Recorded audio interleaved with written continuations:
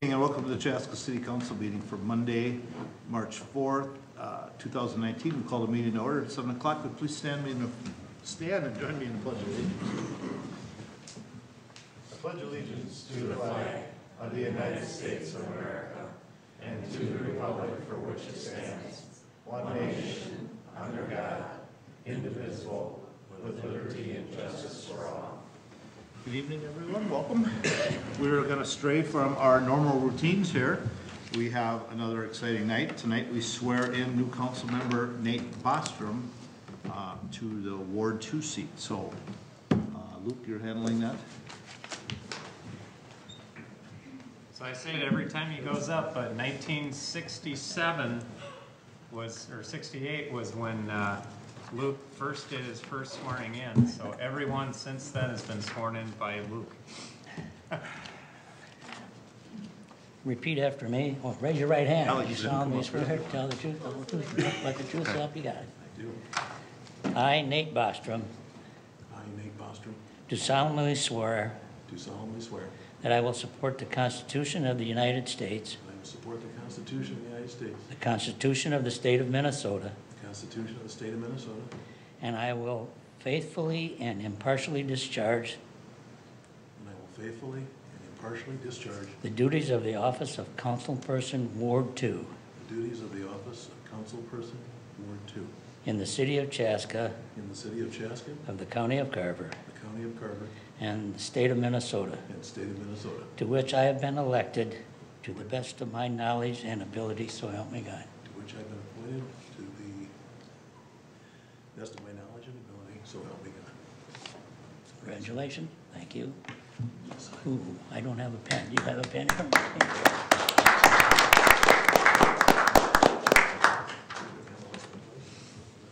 Yeah, I went too long. Don't spell it wrong. Well, thank you. I don't know this. Nate, you get to keep the pretty one, we keep the other one. You want this one signed? Yeah, that one's in there.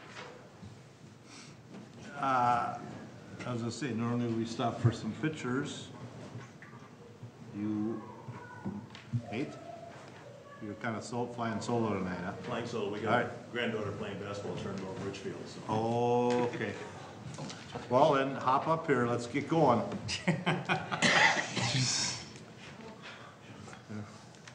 No time to You're wait. sworn in now. You're late. Let's go. Fun bunch, I can tell. All right, we'll get you a second to get situated here. How's it feel? Well, this part of the neighborhood is nice. This is as I suspected. All right. Congratulations, sir. Thank you very much. Welcome. Thank you. All right. This is a long time since we had a full council. Very long time. Let's go. Yeah. Let's get stuff done now. All right. So we will move on to our next item of business, which is item number 4, roll call. Nate, will you call roll now, please? Councilmember Hatfield. Here. Councilmember Bostrom. Here. Councilmember Wong. Here. Councilmember Graw. Here. And Mayor Winchell. Here. And we'll move on to item number 5, adopting the agenda. Are there corrections or additions to the agenda? If not, I'd entertain a motion to do so. So moved. Motion by Councilmember Wang, Second. second by Councilmember Hatfield. I just want to make sure everybody sees the two got moved down into the Yep. discussion. And we got notified of that earlier, so we should be all good on that. So I guess I kind of bypassed that. Okay. All right, further discussion. Hearing none. All in favor signify by saying aye. Aye. Post same sign. Motion carries. Next, we're at visitor presentation, and I have Cindy Nevins with Senior Living, and that's all I have. Is Cindy here? All right. Come on up. Yeah, it's going to be a surprise. It always is here. So, it's I'm nothing sure. new.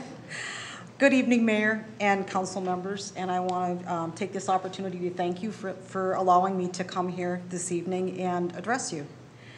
My name is Cindy Nevins. My husband Michael and I live at 110 East First Street, which used to be River Gables and was recently purchased, and we are now referred to as Zen Chaska. Oh. we've lived there for almost 5 years, and Chaska has really become home to us, and we really would like it to continue to be home. And something I have for you this evening is I'd really like to kind of challenge you regarding the topic of senior living. And I'm looking at you trying to figure out, whether any of you have, parents or grandparents or, all of us have different reasons why we decide to leave our homes, that maybe we raised all of our, our family in, and, opt to choose an apartment style living. And I'm not going to go into why we made that decision, but I guess the challenge for each of you tonight from me is to ask you whether you really think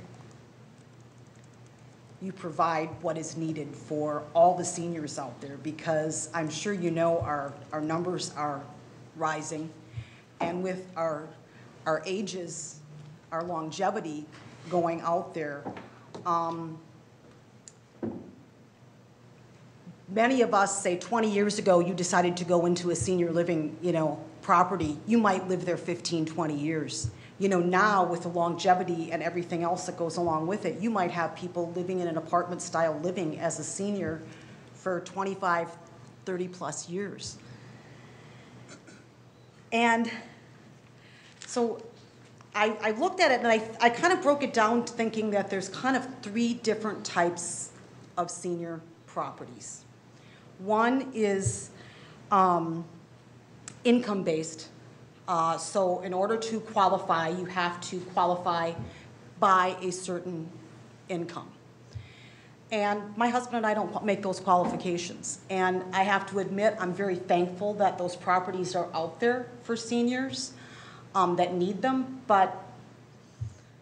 And then I also look at many of, like the Chaska Heights one. That one has the assisted living and the nursing home attached. Well, you know what? Last week when it snowed 8 inches, my husband and I strapped on our snowshoes and went across the river and went snowshoeing. So you know what?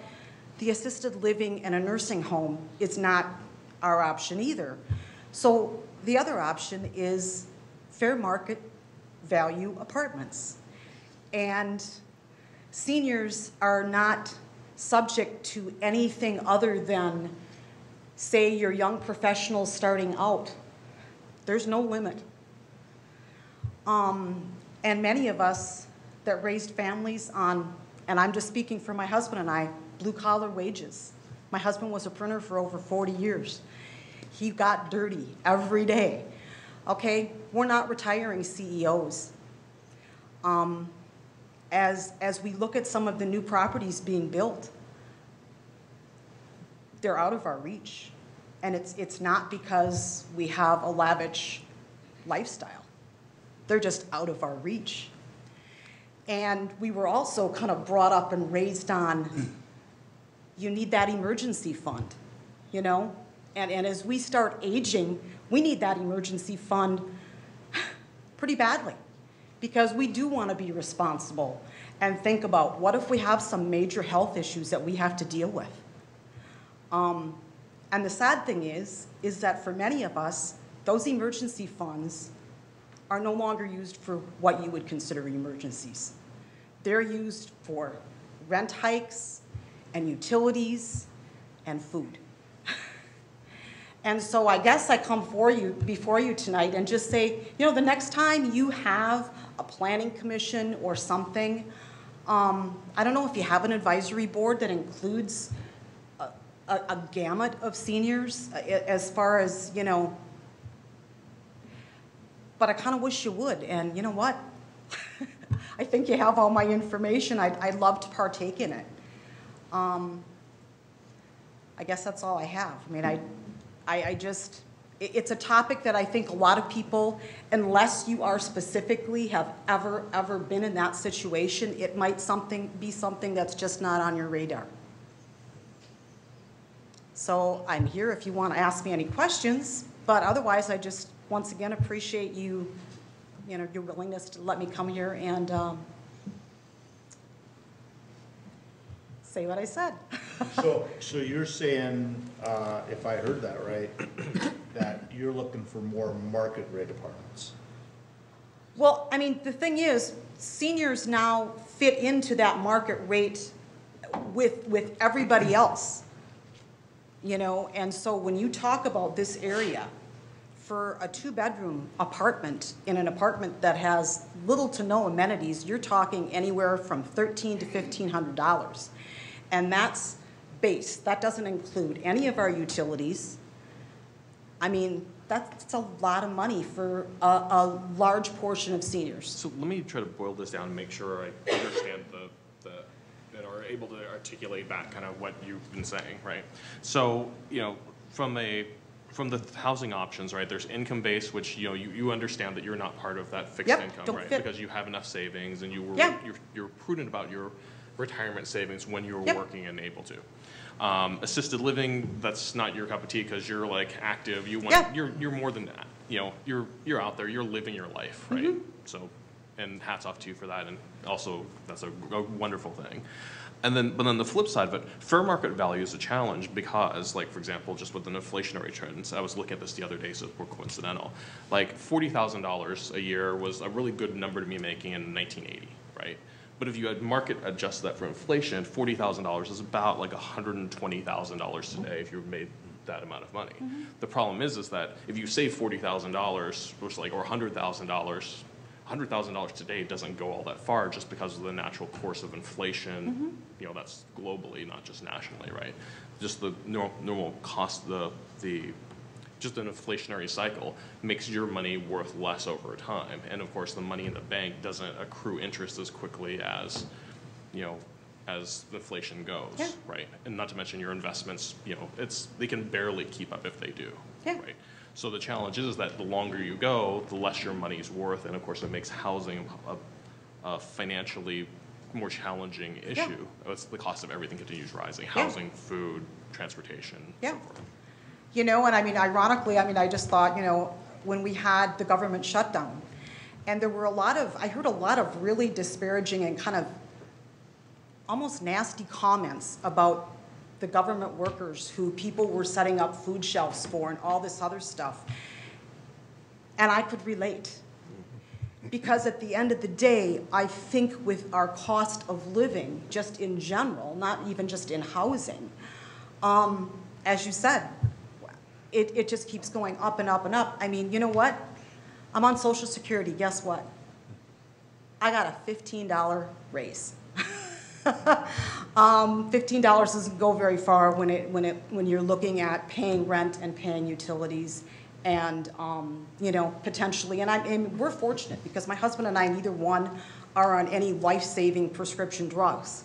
We aren't at this point in time, but that's one of the things that scares me too. Diabetes runs rampant in my family. You know, so here I am pushing 65. I don't have diabetes yet, but what on earth would we do if I had to worry about getting that medication on a monthly basis? Oh, absolutely. Cindy, you've done a nice job painting a picture, giving us a visual of some of the challenges.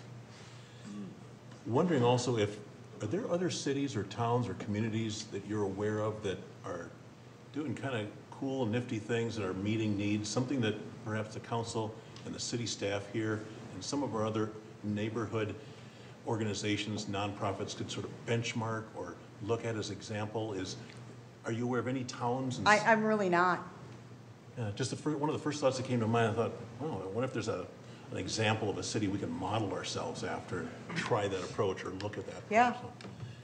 And as I said, I came here tonight basically because I think a lot of times if things aren't on our personal radar, they might not be things that we even, in a day-to-day basis, will even think of.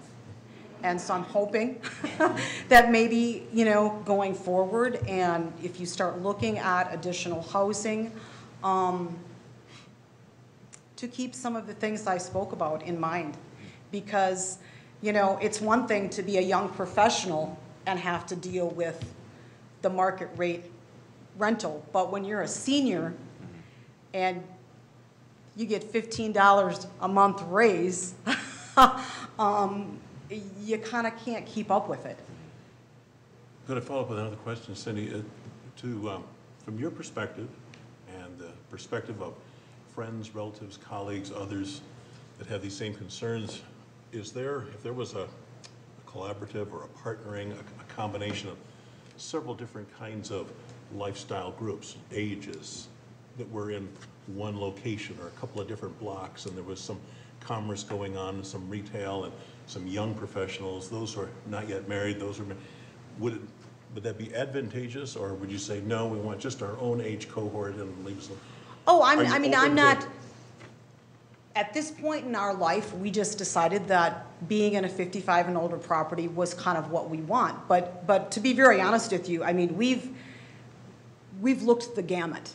I mean, we've tried to be responsible in that literally months every year before our lease comes due, we travel all over the metro area, look at new properties, look at old properties, and we face the challenge in almost every one of those communities that we've gone to, the same challenge.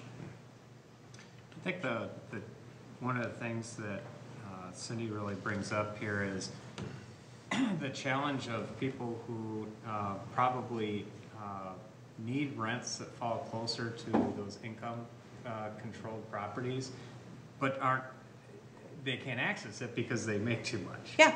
And so that's a real group that I think sort of falls in the cracks as sort of ones that would really benefit from utilizing, like for instance, right across the street from you is Ann has their senior project of landing. Really nice units, and but you have to have a certain income to be able to qualify for those units. And to be real honest with you, you know, we started looking because my husband I've been retired for about 5 years, and he just did retire about 5 months ago. And so we had visited some of those properties that were income-based, thinking, okay, you know, maybe now. And it's not that we're $20,000, $30,000 off, but we're off enough that we just simply don't qualify. And I truly do believe that it's a demographic that is going to continue to grow a lot. So, and I still got to clarify this, because you said you were looking for market rate, but you can't really do market rate. No, what I'm saying is that the only thing that is out there for a senior is, you know, your options are very limited. Either you qualify for the income-based, which quite honestly is quite low. I mean, if you've ever looked at it, it's quite low. The income qualification Yes, side, yeah. it's quite low. But the rents are actually probably closer to what most people would consider just affordable in general. They are. Yes. And many of them also then you have to pay all of your utilities also. So, I mean, I wanted to put it out there. And I appreciate you letting me come here and. Because, I mean, housing is one of our, I mean, we usually get hit up that there's not enough affordable housing. And it probably, this is the same thing. I think it's the same issue. It really is. Yeah. And you know, the price of land today and the price of construction today makes it hard for people to come in and try to do a lower rate. Well, I mean, I just look at our situation and I think, you know, I hear a lot of people talk about, you know, people in their late 70s and 80s still working. And I'm sorry, but this guy here worked 40 plus years as a printer, 12-hour days. You know what? I think he's kind of done. You know, and I think it's sad that at this stage of our lives, and we've done, I mean, we've volunteered, we've done all that stuff. And at this stage of our life to really, because I mean, we have that little emergency fund. But what I'm saying is that emergency fund is going to start evaporating very soon. And it's not evaporating because we're taking elaborate vacations or driving elaborate cars. It's to pay those additional rents, to pay for our utilities. So anyway, thank you. I just wanted to say I appreciate you coming and speaking of it. I may not be one that you look and say that person's concerned about senior living, but I do want to share that it is something I actually take some passion, because actually my mom, where I grew up, Western Minnesota, was a housing manager for a retirement home Very, similar setup, fully active, and then eventually, it's kind of it's an interesting, she's retired now in the last couple of years, but it's an interesting market because you've gone from kind of this nursing home to, nope, we need fully functional, active, older adult, kind of where we want to live, retirement communities, and then assisted living, and it's kind of this continued blend of, you build this, but then you're short over here and kind of that everything. So it is interesting, and actually in my hometown where she was at, one of the last things she did was worked to raise money and get money, federal money as well, to kind of remodel it, because it had been there for a long time. Brick and mortar building, so you can imagine how easy brick and mortar is to remodel.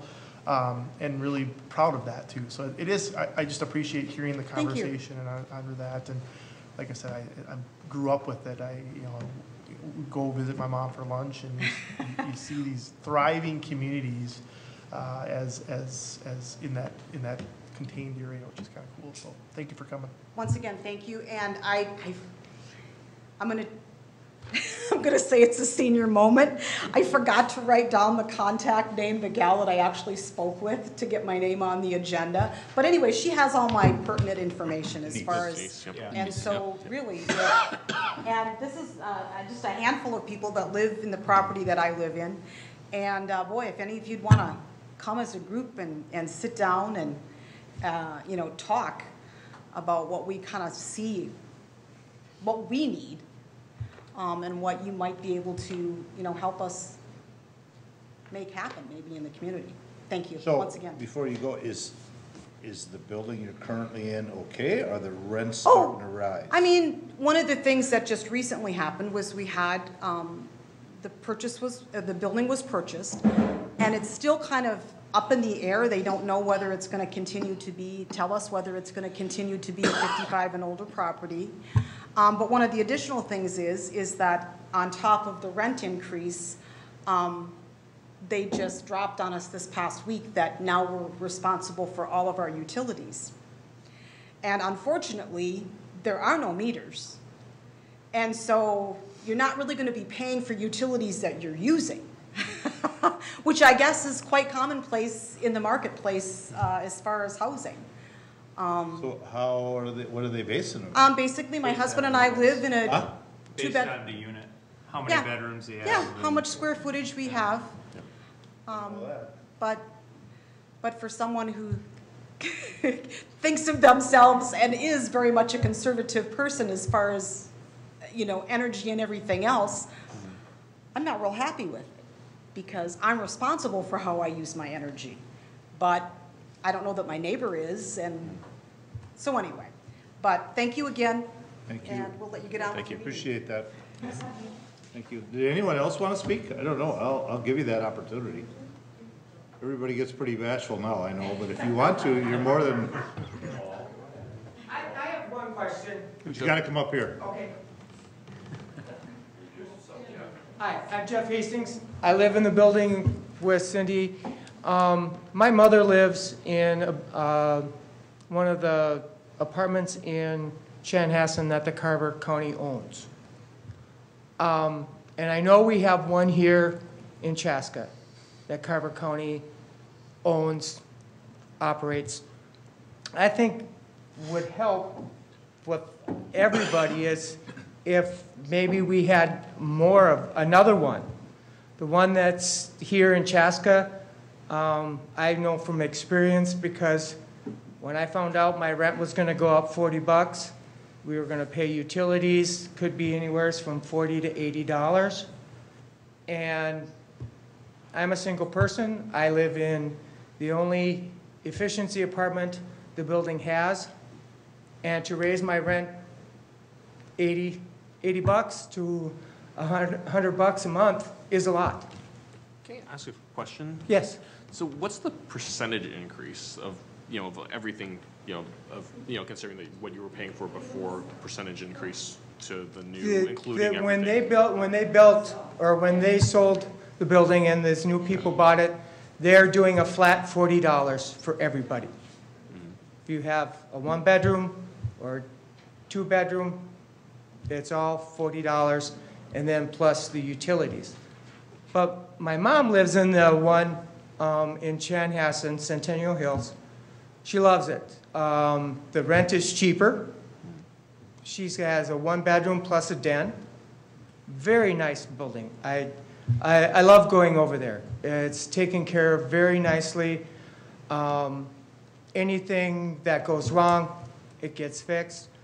So when she found out that I was going to have this big increase, she talked to the manager over there, and she happened to have an opening here at the one in Chaska.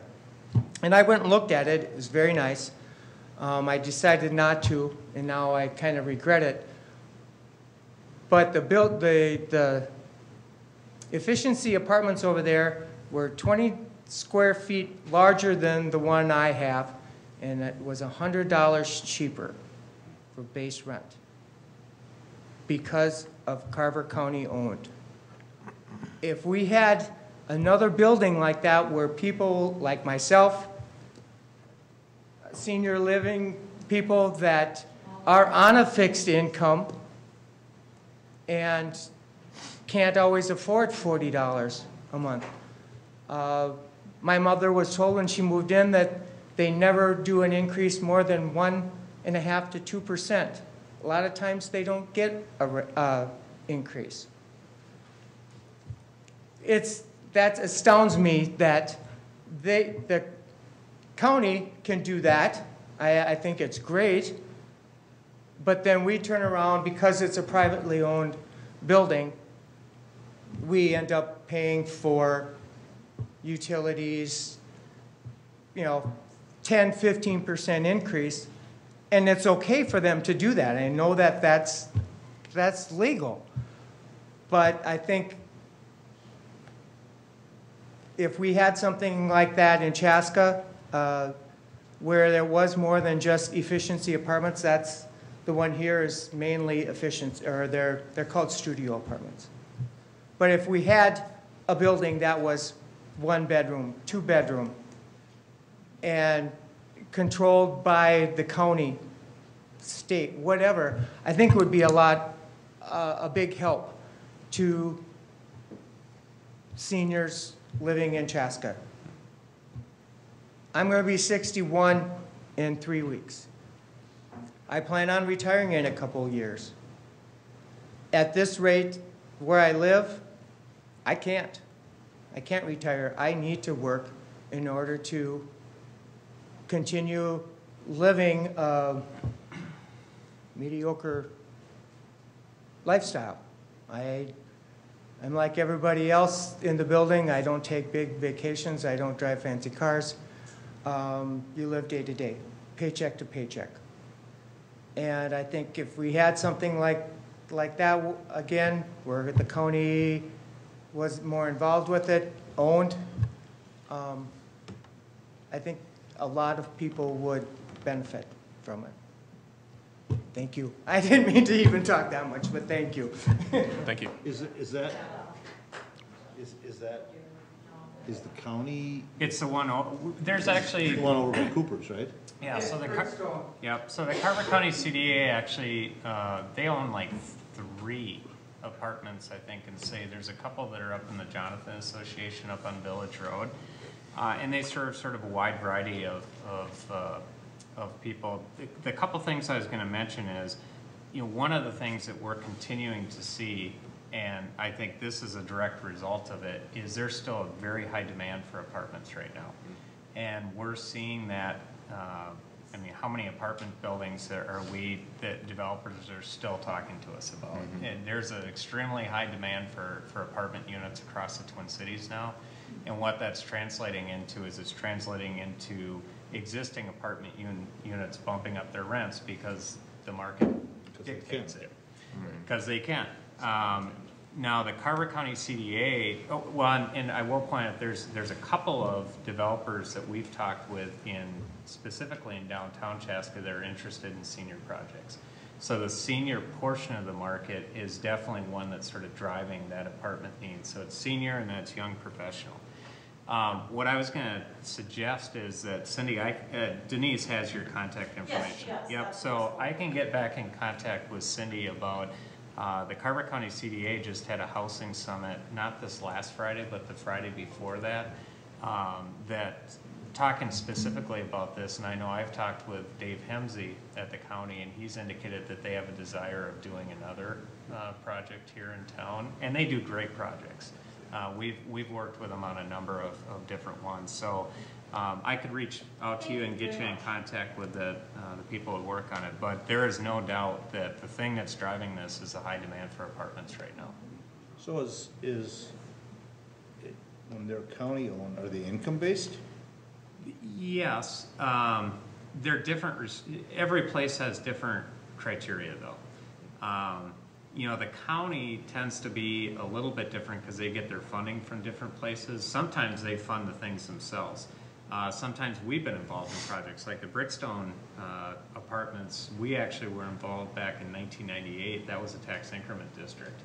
And we actually helped get financing through the MFHA and also because it was a redevelopment site over there.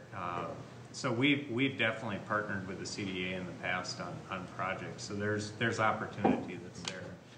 Well, and I know that they own quite a number of homes within the city, but what determines if they want to build an apartment building like that? How does that work? Demand. They basically, you know, they do market studies to keep up with demand, and, you know, how much demand. They look at it similar to how a private developer would look at it, but their market might be just a slightly different group of people. Okay. All right, somebody else wanted to speak? I know she was up once. Huh? That's okay, Jeff kind of Okay. talked what I was saying. All right. I know it's good. I think we're probably gonna leave. So No, that's fine. You don't want to stay till midnight and listen to everything? Cindy, I'll be back in contact with you. Thank you very much. Thank you. All right, thank you everyone for coming. Thanks. Stay warm. Okay, let's get back. Anyone else under visitor presentation? Everyone's leaving, so we should be good. Okay. All right, then we'll move on to item number 7, which is approving previous meeting minutes. Again, if there are no corrections or additions, I'd entertain a motion to. So moved. Motion by Councilmember Lang. Second? Second by Councilmember, what's your name again? Groff. To approve the previous meeting minutes. Discussion. Hearing none, all in favor signify by saying aye. Aye. Post same sign. Motion carries. Moves us on to item number 8, which is consent items. Again, they are items that need our approval, but not necessarily conversation, but we can have it on any of them if we choose. And I'm going to open it up for discussion because 8D and E, where are these, and help me just understand a little bit what we're doing there. That's the 2 TIF districts. Mm-hmm. Yeah, I'll let Nate. I can step in. So we've been talking recently. We've got a few different TIF districts and different types of them. These happen to be TIF districts that are related to housing projects that are in town. And so often when we create a TIF district that's related to supporting affordable housing, we'll use some proceeds of the TIF to support the project itself, but it's been city policy that we also reserve $500 per unit every year out of the TIF that's generated for use, and that could get used in other projects. And so recently we're having some conversation about, okay, we're beginning to pool some dollars, we're seeing some reserve funds in these accounts. What are some ways to manage this and give us options in the future? We don't necessarily have a project that this money is, geared towards right now, but the money could be used for a future project that could come down the road. So this ties really good to what the scenario that just got brought up here is. One of the things that we've been trying to do is to create, lack of a better term, an affordable housing fund. Mm-hmm. Something that we could take resources that we've generated that don't, you know, they aren't creating a different impact on the general taxpayers in the community, but to be able to have resources to put towards creating more affordable housing in the community. And these dollars are available. The only thing we have to do is we have to amend the budget to make them able to be used. And it's something that we've worked with our financial advisor, Springstead, on, you know, to look at, hey, we have these dollars that are there. How do we make them available so that we can accomplish dealing with some of these issues like we have in the community? So this basically is an action that allows us to do that. So where are these projects? What's TIF District 12 and 11? TIF District 12 is the Clover Ridge neighborhood. And when that was originally set up, it was set up to assist with two specific projects there. One was the Cloverfield Marketplace. That was the Aon project that was out there. So there was, we used sort of our typical tax increment policy for affordable housing there, where we provided all but $500 per unit for an 18-year period. And then the other one was there was down payment and closing cost assistance that was made available for people who met income criteria moving into the Clover Ridge neighborhood. So if they bought a single family house and they met income criteria, they could get $5,000 for closing costs or down payment on a home. These were actually programs that got used back in the mid-2000s. So it's actually been out there a while, and these dollars have just accumulated because we're getting stuff paid back. We just haven't been able to really use them. Man, does that TIF District 13 speak to that? TIF District 13. Or is that 12? Is that that's 12. That's 12. TIF District 13 is that the North Meadows? I think it might be. I'm trying to see if I can verify. I kind of read those and it didn't really pinpoint where they were. So TIF District 13. And that's where I was kind of confused. Yeah, so TIF District 13 is the North Meadows. It used to be called North Meadows, but now it's called Chaska Place Apartment. Yep. So that's the one that's just on the west side of the fire station. Yep. And basically, we set up a tax increment district when that project went forward, which was very similar. It would basically, we provided assistance like we have on other affordable house or rental projects where we basically rebate back all but $500 per unit for an 18-year period. Well, these dollars that they don't use accumulate. And then we can use those to be able to support affordable housing anywhere in the city, as long as we create a budget that allows us to do that. So what kind of money are we talking in these? The Clover Ridge District can support hundreds of thousands of dollars over the course of the TIF district life. Well, is that, you said for 18 years, and that must be coming to an end? So the district's run 25 years. We only provide the assistance for 18 years to the apartment project, but the district actually generates those dollars for 25. So the reason why we want to create this affordable housing trust fund with these dollars that have been accumulated. That's a better word. So the trust fund. I couldn't think of that. It has definition around it that, you know, dollars that are put into the trust can only be used for, you know, affordable housing. Okay. Right, as defined by, you know, the income limits that the federal government sets for affordable housing. And if we take action on that, that is formalizing, that's just how we'll operate with it. That's right, Okay. yeah. So then we can take the dollars that have been accumulating, move them into the trust fund, account that as an expense out of the TIF district, right? So now the dollars have been expensed out, they're in this trust fund, so we can use that to say, okay, you know, we know that any dollars used out of this trust fund are for these purposes, they have to be.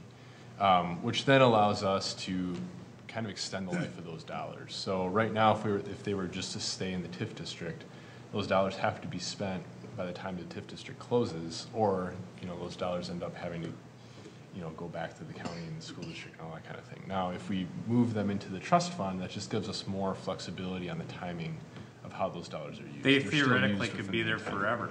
Right. Right, so if the TIF ended, they could still stay because now it's a trust fund. That's right. Yep, yeah, that's a good distinction, because you could do the same thing out of the TIF district, but after 25 years, it goes away. Right. Yep. Where if we have dollars that we haven't used at the end of those 25 years, those can continue into the future. Good example, St. Louis Park actually had a fund like that where they created it. created a trust fund, and then as they went forward into the future, they could use dollars out of that and it doesn't go away. You can even set it up as a revolving loan fund. So if you have projects where maybe they don't need cash infusion into a project to make it happen, but maybe it ends up being an extended loan, you could have that paid back so that maybe you have a revolving loan portion of that too. Now, we've heard a lot about the accumulation of money, the number of years, and the location of districts, and I didn't know where they were either, so I was glad you asked. What's the mechanism for full disclosure, accountability, as the city then, maybe it'll be TIF District 12 first, maybe 13 or both. How does that money then get redirected? Searching for words. How does it get spent? Yes. Yeah, so basically, anytime we have a project, it still has to come before the council to actually get that project. But now when we come before you guys, we can come and say, hey, we've been requested, or we think we might want to go down this road to support this. Here's the fund that we could use the dollars from to do this, if that's a project you guys want to support. But is there any guidelines that say that my project meets but Nate's doesn't, or vice versa? So those are in place? So part of it is, and what we've talked about with Springstead, is creating this trust fund. The first part is to allow the dollars to go into this trust fund. The second part is, before we go out and expend these dollars, is to create a policy that basically says, when we use dollars out of these out of this pot, here's how we'll use them. Our initial thought is, let's have the exact same criteria that was the TIF district. You know, that's you know, there's criteria that the state has in place to determine what affordable housing is. Instead of us recreating the wheel, why not just use the state's policy for what they determine, and just follow by the same. And that's sort of the minimum bar that we have to set anyway, because the dollars are being accumulated today kind of underneath that definition. So at minimum, we need to have this trust fund have that same criteria. Now we could tighten that up if we wanted to and make the dollars even more specific for the criteria. But then that just makes them more restricted. So, you know, we'd have to think about whether that's really the direction that we'd want to go with that. So in here, does it say that we're adopting that state policy, or is that in a different? No, that's a different action. This is later on down the road. So this is to start, get the ball rolling? Yep. So it's kind of a housekeeping item, or house cleaning item, so to speak, that, you know, we need to make a couple adjustments here just to make that clarity in the TIF plans themselves, to say that, you know, this is an eligible way to go about it. So just to kind of reiterate here, that this action tonight is really purely on the financial side, to make sure we're establishing that trust in order to secure the funds for future use, so that they don't escape our ability to leverage them. Yes. So it's not spending the dollars. It's basically making sure that we create a mechanism to keep the dollars so that we have them for future projects to use. And then in the subsequent meeting, we'll have the review of, you know, establishing that policy and, you know, around what the acceptable uses for those dollars would be. Correct. Yep. Now, and so from the financial side, it also indicates too that there's money that has been contributed to this fund at present. So this fund isn't empty today. It contains real money. No, technically it is empty because it stayed within the TIF districts. Oh, okay. So we have had projects that have utilized these dollars outside of those districts. So for instance, the landing. That receives some dollars to help that move forward from these excess tax increment dollars. Or most recently, well, probably only one person would remember it here because he was the only person that was here. But we worked with the Carver, that'd be you. We worked with the Carver County CDA. They worked with the school district to create purchase two housing units to make them available for families within the school district that experience short-term homelessness. And so those dollars came out of those because they met the criteria. It's helping somebody who meet that affordability criteria. So it's not that these haven't been used before. The difference is that they're not going to reside within the TIF district anymore. Now they're going to actually get transferred into this fund. Yeah. So, but I think so from the actual practical sense that there are funds in the TIF district today that are there, we'd be, you know, moving them over to this trust. And we do that annually. Okay. Right. Yep. So basically, we would make a transfer annually from the TIF district into this trust fund, and it basically, we have obligations within those TIF districts that we need to pay off, so it'd be whatever dollars we need to meet those obligations, and then whatever's left after that then would go into this trust fund. And then what's the remaining time in the TIF districts that are there? Well, the Clover Ridge one probably goes, I'm thinking 2036. It's a ways out, or 20, it's like 2030 timeframe, it's a ways. Yeah. And that's for the existence or the support? Or that's for the existence of the mechanism to actually generate dollars. Right, okay. Yeah. So now, the reality is in the future, I mean, if we do projects like we're talking, like they were talking about tonight, is we may have future districts that we do the same thing with too. Mm-hmm. Sure. That'll be a decision we can make at that time if we want to do that or not. Yeah. How many other cities, talking about benchmarking again, how many other cities or communities our size have this going on? This sounds pretty exciting, a lot of good forethought, characteristics of the best small town in Minnesota. How often do we see neighboring cities do stuff like this to this? I'm ready to start bragging, but Define neighbor. Define neighbor. you guys do. 2 rings out. I don't know specifically, but what I can tell you is each year the Met Council has basically a scoring process that they put towards looking at communities and how they're meeting their affordable housing criteria, and those scores then are used as bonus points to help make cities eligible for livable communities grants. Okay. And we've never not got a livable communities grant when we've applied for one. And like this last year, I think we got 100, 100 out of 100 for our community meeting affordability, the Met Council's affordability criteria.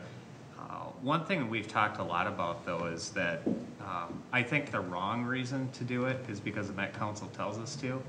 I think the right reason is because it fits our community, and it fits what our goals are, because there's plenty of communities that are telling the Met Council, take a hike.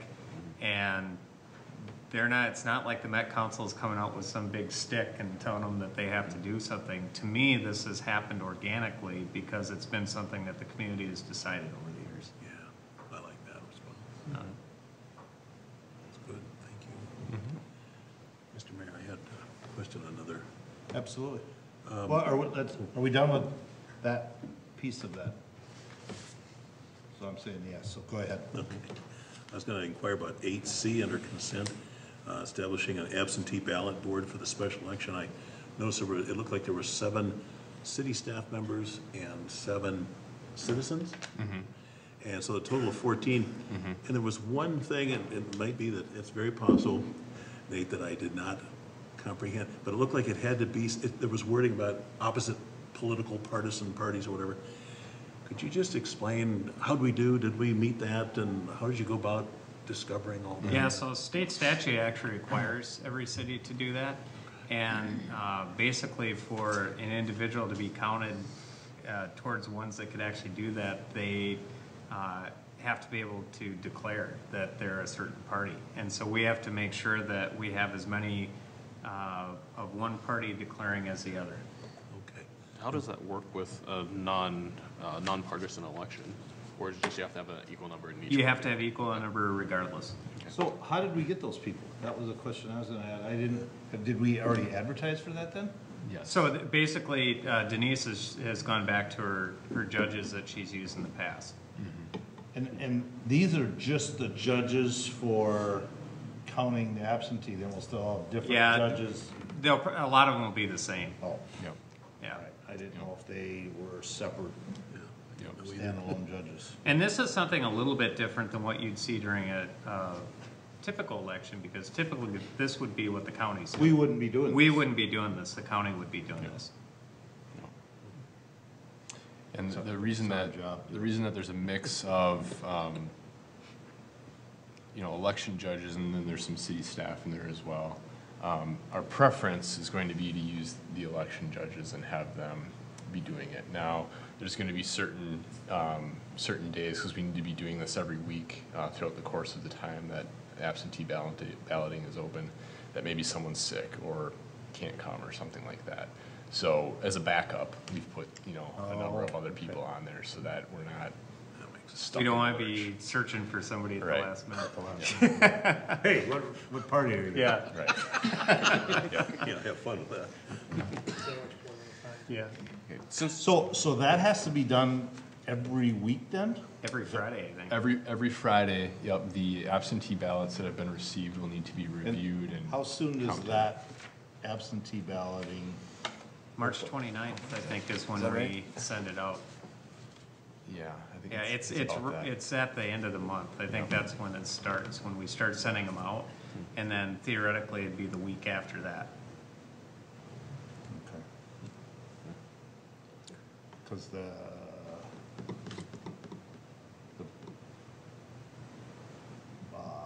filing is the 4th through the 19th? Yep, And then it'll start right after that. yep.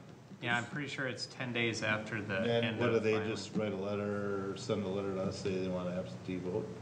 Yeah, there's a process, I think, an application they fill out, or, Yes, yeah. yep. There's an application that they need to fill out, and then we send them the ballot, or they can come to City Hall and get it. Okay. So because the application goes until the 19th, but then the 21st is the last day someone can remove themselves from the ballot. That's Yep. right. So can people vote in between that period? No, No. they can't do anything until the first day that we send out an absentee. Like I said, I think it's the 29th of March. Okay. And so nothing can happen until Okay. that point. Yeah, so, so then, there's no, well, you can't vote for someone who's not in, unless it's just voted in. Yeah, so like I think we actually have it set up that on the 21st or 22nd, the ballots go to the printer, like right away, so. All right. Most questions we've had at consent in a long time. Yeah, actually, since it's open anyway, I'm gonna ask something on one of the other items. This is more Peddlers. the peddlers one, actually, I was gonna ask about. Not because of this particular peddler, but I was kinda curious as a resident, we Yeah. had people come to our door and say, hey, you know what, I have my peddler's permit, but then they just show a piece of paper and it's like, okay, I don't really know if you just made that in Microsoft Word or, or how do I know that it's real? Is like. for Denise a actually resident, gives them yeah. a badge now. Okay. And I can't remember, does the badge have their picture, but it actually has City of Chaska logo on it. Yeah, So what we do is sort of shortly before soliciting season is we get out sort of communication to the public to say, if you have somebody come to your door, make sure you ask for their solicitor's license. It'll look like this. Yeah, we should bring one of those in Yeah. sometime. and maybe- So you can see it. I don't think I've actually Just show shown it. it. Yeah. Well, Nice and to see. here's the thing with the people who get solicitor's license, very rarely do we have issues with them. Yep. It's the people who don't. And so the advantage of having those solicitor's license is, if somebody comes and they don't have one, well, they can call the police, and now there's a reason for them to come out and for them to tell them, you need to move on. The ones who get the license typically people still may not like them come to their door, but they're typically a lot more conscientious about it. Not always the case, but most of the time. Okay, and then of course, then there's a list, so if someone says, like they didn't see the badge or they saw it but they weren't sure, then they seem kind of a little bit strange or whatever, so they could still call the city or I would call 911. call 911. Yeah. Okay. It's, you can call 911 for pretty much anything now. Okay. You can call a non-emergency number. You don't have to call 911. I think Right, Kelly? I want Kelly to come to my door. 952-361-1234. No, 1231 or something like that. Whoops, daisy. Just. Yeah. It goes to It the doesn't same. have to be. It goes to the same person. No, but it's not 911. It's different. Don't call 911. Call the non-emergency Carver County. Yes, it goes to the same place, but different priorities. How am I doing, Kelly? Jeez. The minutes are gonna be interesting next week. No, think they he was a won't- they won't firefighter in a reflect previous it. life. There was a conversation about it. That's all. It's the only number I can remember. Yeah, exactly. That's the problem. We have ingrained 911 in everybody's head, and now when you have a broken toenail, you get a 911 call.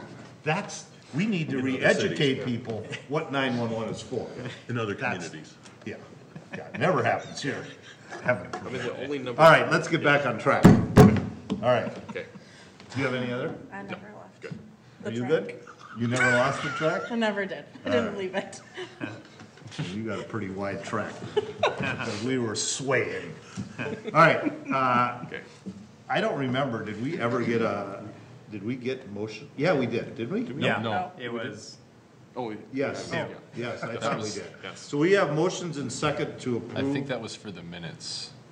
That's the that for the motion. I moved for the for the approving minutes, but not. I thought we did too, but, all right, we're can do gonna it again. make sure. So I would entertain a motion for consent agenda. Moved. Second. Huh. Who is that? Masked man. So we have a motion by Bostrom, second by, was it Mike? Wang? Okay, so second by Wang to approve consent items. Discussion, I don't think we're gonna have any more. Possible. All right, all in favor signify by saying aye. Aye. Aye. Post same sign. Motion carries. Moves us to item number 9. Sorry to keep you waiting, Matt. Adopt resolution 2019-18, ordinance 961, water ordinance revision prohibiting non-essential water. so if nobody knows, this is Matt Hafner. He is our water and sewer director. And the thing he's here tonight to talk about is basically going over, we've gone through a process with the state actually the last couple of years with basically putting together our, is it the right word, comprehensive plan for water? That was the DNR water supply plan that we were waiting on for a couple of years, and that's what, part of the reason I'm here for the ordinance revision was, it was a condition in that plan.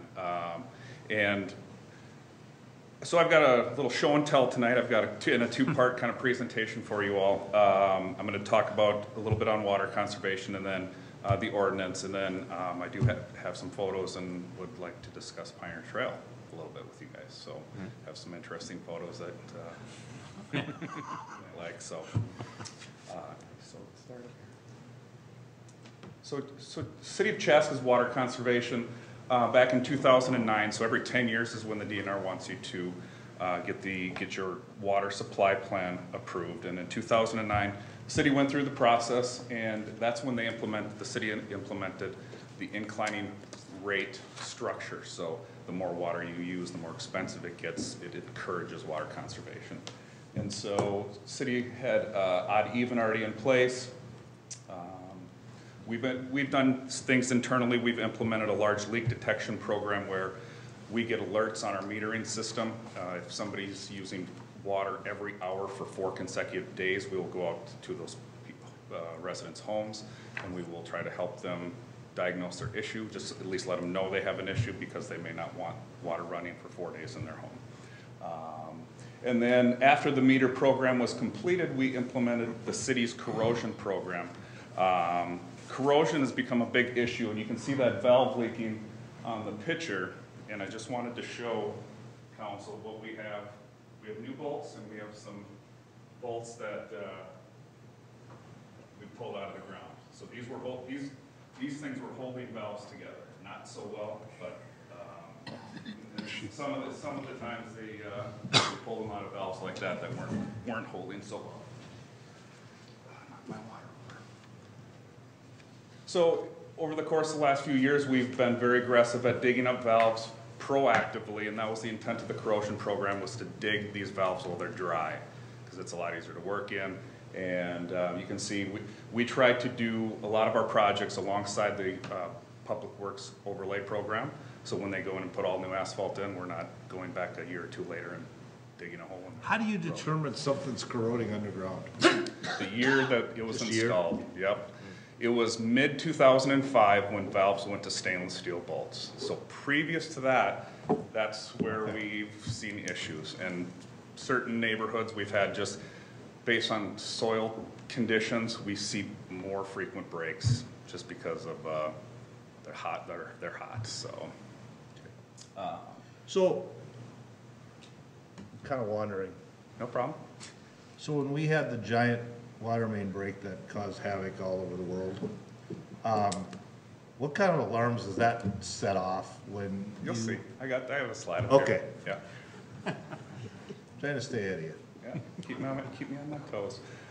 So non-essential water use is basically what water use is during the summer irrigation, lawn watering, garden watering, things like that.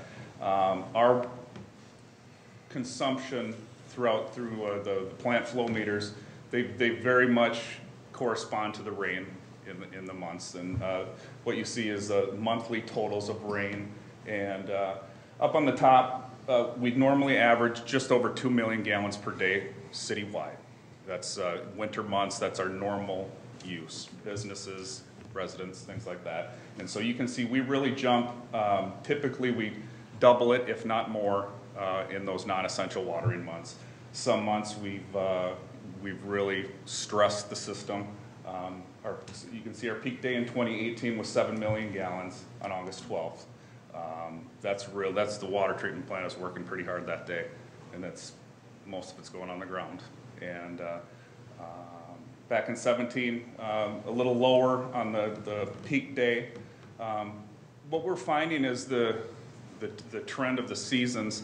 We're having more wet, cooler springs, and then we get into kind of that July-August period where it gets just blazing hot and dry, and that's when people really ramp up their irrigations, and so we're seeing some more consistent higher totals than we used to as far as those peak days. We may, if looking back on that month of August, we may have several days in the 6 to 6.5 million gallons per day. I just put the peak day of that given year.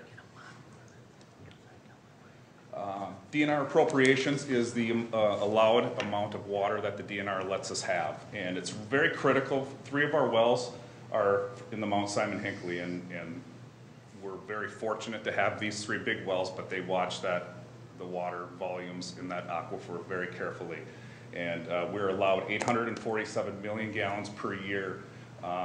We're below that still, but in 2017 we're creeping up there pretty close, a little too close for comfort. It's something that we as residents and customers need to just be conscious of, that our supply is not unlimited. We will have issues if we continue to just use and not pay attention to it. This map here shows our different wells. The 3 kind of white areas on the left are wells 4, 5, and 6. Those are the Mount Simon wells, and we can get about 2,000 gallons per minute out of those wells. Right now, we have typically 1 big well and then 2 smaller wells, which are well 8 and well 9. That's a normal day. We have 1 big well and those 2 small ones running. In the summer, everything's running, just to keep up. So that gets me to tonight's ordinance revision.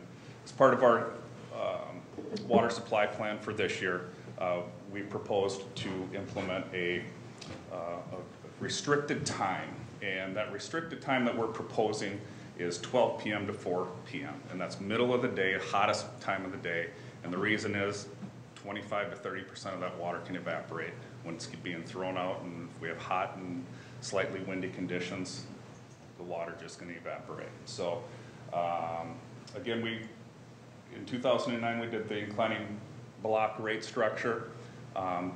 Really the best times to water are 4 a.m. to 8 a.m. If you do water in the middle of the night and that water sits on your lawn, you can get the mold and mushrooms and things growing, and that's not desirable. There are other mechanisms for putting mulch around trees and different things and keeping your lawns raised up. So there are mechanisms that will allow your lawn to look good with only using 1 inch of water per week. And just as a comparison, some neighboring communities kind of in the southwest area what their restricted times are. We chose 12 to 4. It's kind of the minimum requirement that the DNR has, and it may give us some flexibility in the future if we need to widen it for conservation purposes or whatever, but tonight we're just proposing 12 to 4. And we're going to propose this just in the months, the summer months where the odd even sprinkling is in effect. And a big one is this ordinance is not intended to limit families and kids and sprinklers and slip and slides and pools and things like that. This is irrigation. This is, you know, car washing and things like that that really aren't necessary. I would not feel good about saying kids on a summer afternoon couldn't go in a sprinkler. That's not what this is intended to. We'll just send them down to Belle Plaine and we can let Matt pay for the water. They couldn't afford it. Let's see. So yes, and we do have a new seed and sod. We grant a 14-day grace period, and then typically after that 14 days, that's when you want to start weaning your sod off of water every day to get those roots to penetrate down into the ground. So again, this is just intended as a water conservation effort to help prolong the aquifers for generations to come. And I guess I would just we're asking council to amend the ordinance to implement the 12 to 4 during our odd even. So this is in addition to the odd even? Correct. That would be 12 to 4. Yep. So the 12 to 4, there's no watering, doesn't matter. Kids can play in sprinklers. Other than that? Yeah. But I mean, lawn irrigation. Lawn irrigation, yes. How do we work with, I'm thinking of in Ward 2, the Clover Ridge, we've got a couple of DR Horton, and we've got a couple of developments going in. They're gonna want some sod in fairly quickly. I don't know what their schedule is, but as a council, what should we know about that? What's the plan to coexist with them? Yeah, that and that one. But back that slide. Yeah, we'll have the seed and sod. I just wanted to go through that again, if we could. Yeah, for new construction or homeowners that are doing landscaping and they put new seed and sod down, there's a 14-day grace period where they can water as much as they want. And after that 14-day period, then they, as homeowners, are going to want to back off on their watering because back in my engineering days, I worked in the engineering department prior to water and sewer, and I had gone out to homes that had sod down for several weeks, and you could pick up the sod because it was so heavily irrigated, the roots did not penetrate down into the soil. And so after 14 days, they say that's when you want to start to make that sod work and try to get those roots down to get established and get hardy. Okay. Will the city staff be helping get that message out, or are we going to rely on the developers to tell the new? Well, I actually had a lengthy meeting with Kevin Wright, who just walked in, about our ordinance, our webpage, and when we're trying to do a bunch of different improvements on it, and this would obviously be on one of it. So this be something we put in our utility bills? Absolutely, So, because we always do the odd even as we get closer to that May bill. We always put that in there. So yes, absolutely. There'll be a number of different ways we get it out, but specifically the question of developers. So when developments are getting newly developed, we have our engineering tech that's pretty ingrained in those areas, those private improvements. So they'll be very aware of it and sharing it with the developers. So how's enforcement going to be done in this? Primarily through our new community service officer division. And our staff is always looking out for illegal hydrant hookups and things, and they can look for this now. You know, I know our guys, we try to be courteous and knock on doors and just, you know, just let people know, you know, if they're doing something in violation. But that's what I would envision. There's gonna be a learning curve, but this is you know, statewide. This type of Almost thing is in place. Right. It's interesting. I'm in new development, modern grass, put irrigation in. I think it's interesting because you're going to see the water trends continue to rise because I went from a neighborhood in Chaska that we had irrigation and we were like the only one on the street that had irrigation. And I barely used it, I'd like maintain. And then you move it into development, and like, if you don't get irrigation, it's like keeping up with the Joneses a little bit, because you're kind of like, everyone's getting input. And part of it, you almost have to, because I've watched neighbors who, if they wouldn't have had it, you know, like last year, July, the developer's putting sod in. And if you, I mean, I ran, for our sod, because I did it a year later, I ran sprinkler around the whole first year. And I, you know, having the irrigation system was great after that. The other thing is it's interesting to kind of see, and I don't know, you know, this is probably, it's interesting because also the evolution of the sprinkler system is improved. So, you know, the old system, you know, you had a rain sensor, and so if it was raining, it wouldn't run. Now, you know, the smart technology is really cool, because like I can see on my phone, and it will have a rain gauge attached to the roof, and it will adjust the percent based on how much that rain is collected. You know, so if there's ways we could educate people, like could they upgrade their existing systems that maybe have the older style? Because that newer style, it's like, it's interesting. You watch some of those numbers when it rains, it will reduce it by 30% of what your max is. You know, and that's, you know, I didn't have to go do that. I didn't have to make a determination to go and shut it down or put less minutes. It just does it, which is really slick. So. Yeah, for us, with the type B and C soils, the real heavy clays that we have in town, the soil sensors I think would be tremendous to be able to get those, you know, out in every system, because then people would really know. But you know, there's different mechanisms that some people do it. They have rain barrels, and they do different things just, you know, on their own accord, and that's great. So yes, irrigation systems have come a long way, and there are state, you know, mandates that, you know, you do need to have you know, the rain sensors and things. And it's important, because Mayor and I were talking a couple weeks ago. I mean, there's nothing worse than seeing an irrigation system running in, you know, when it's raining, or it's, you know, broken head and it's shooting out into the road, and you know, things like that. I mean, that's just wasteful. And and we are, you mentioned enforcement, looking at Section 8, Chapter 1, and I saw things like dollar amounts up to 500 or time up to 3 months, 90 days.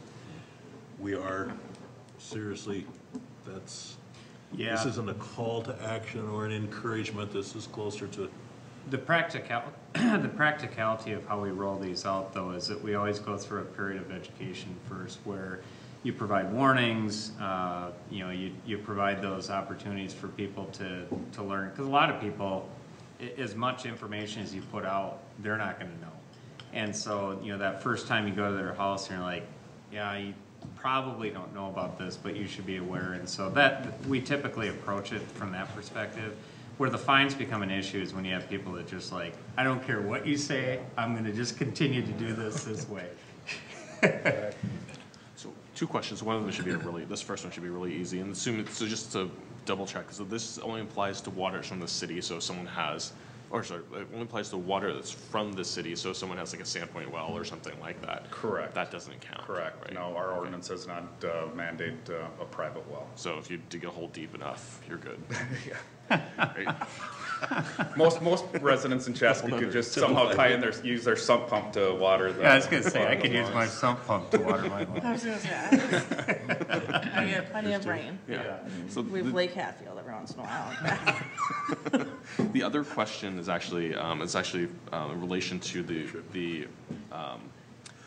wording of the resolution, because Matt, you mentioned that the intention of this was not to prohibit, like, you know, kids playing or things like that. It was like a hot summer day, but it doesn't necessarily have an opt-out in there. It's just anything that's not essential. That's basically anything that's, you know, it says, you know, whereas it's Chaska ordinance, lawn and gardens, sprinkling, irrigation, car washing, and other non-potable uses.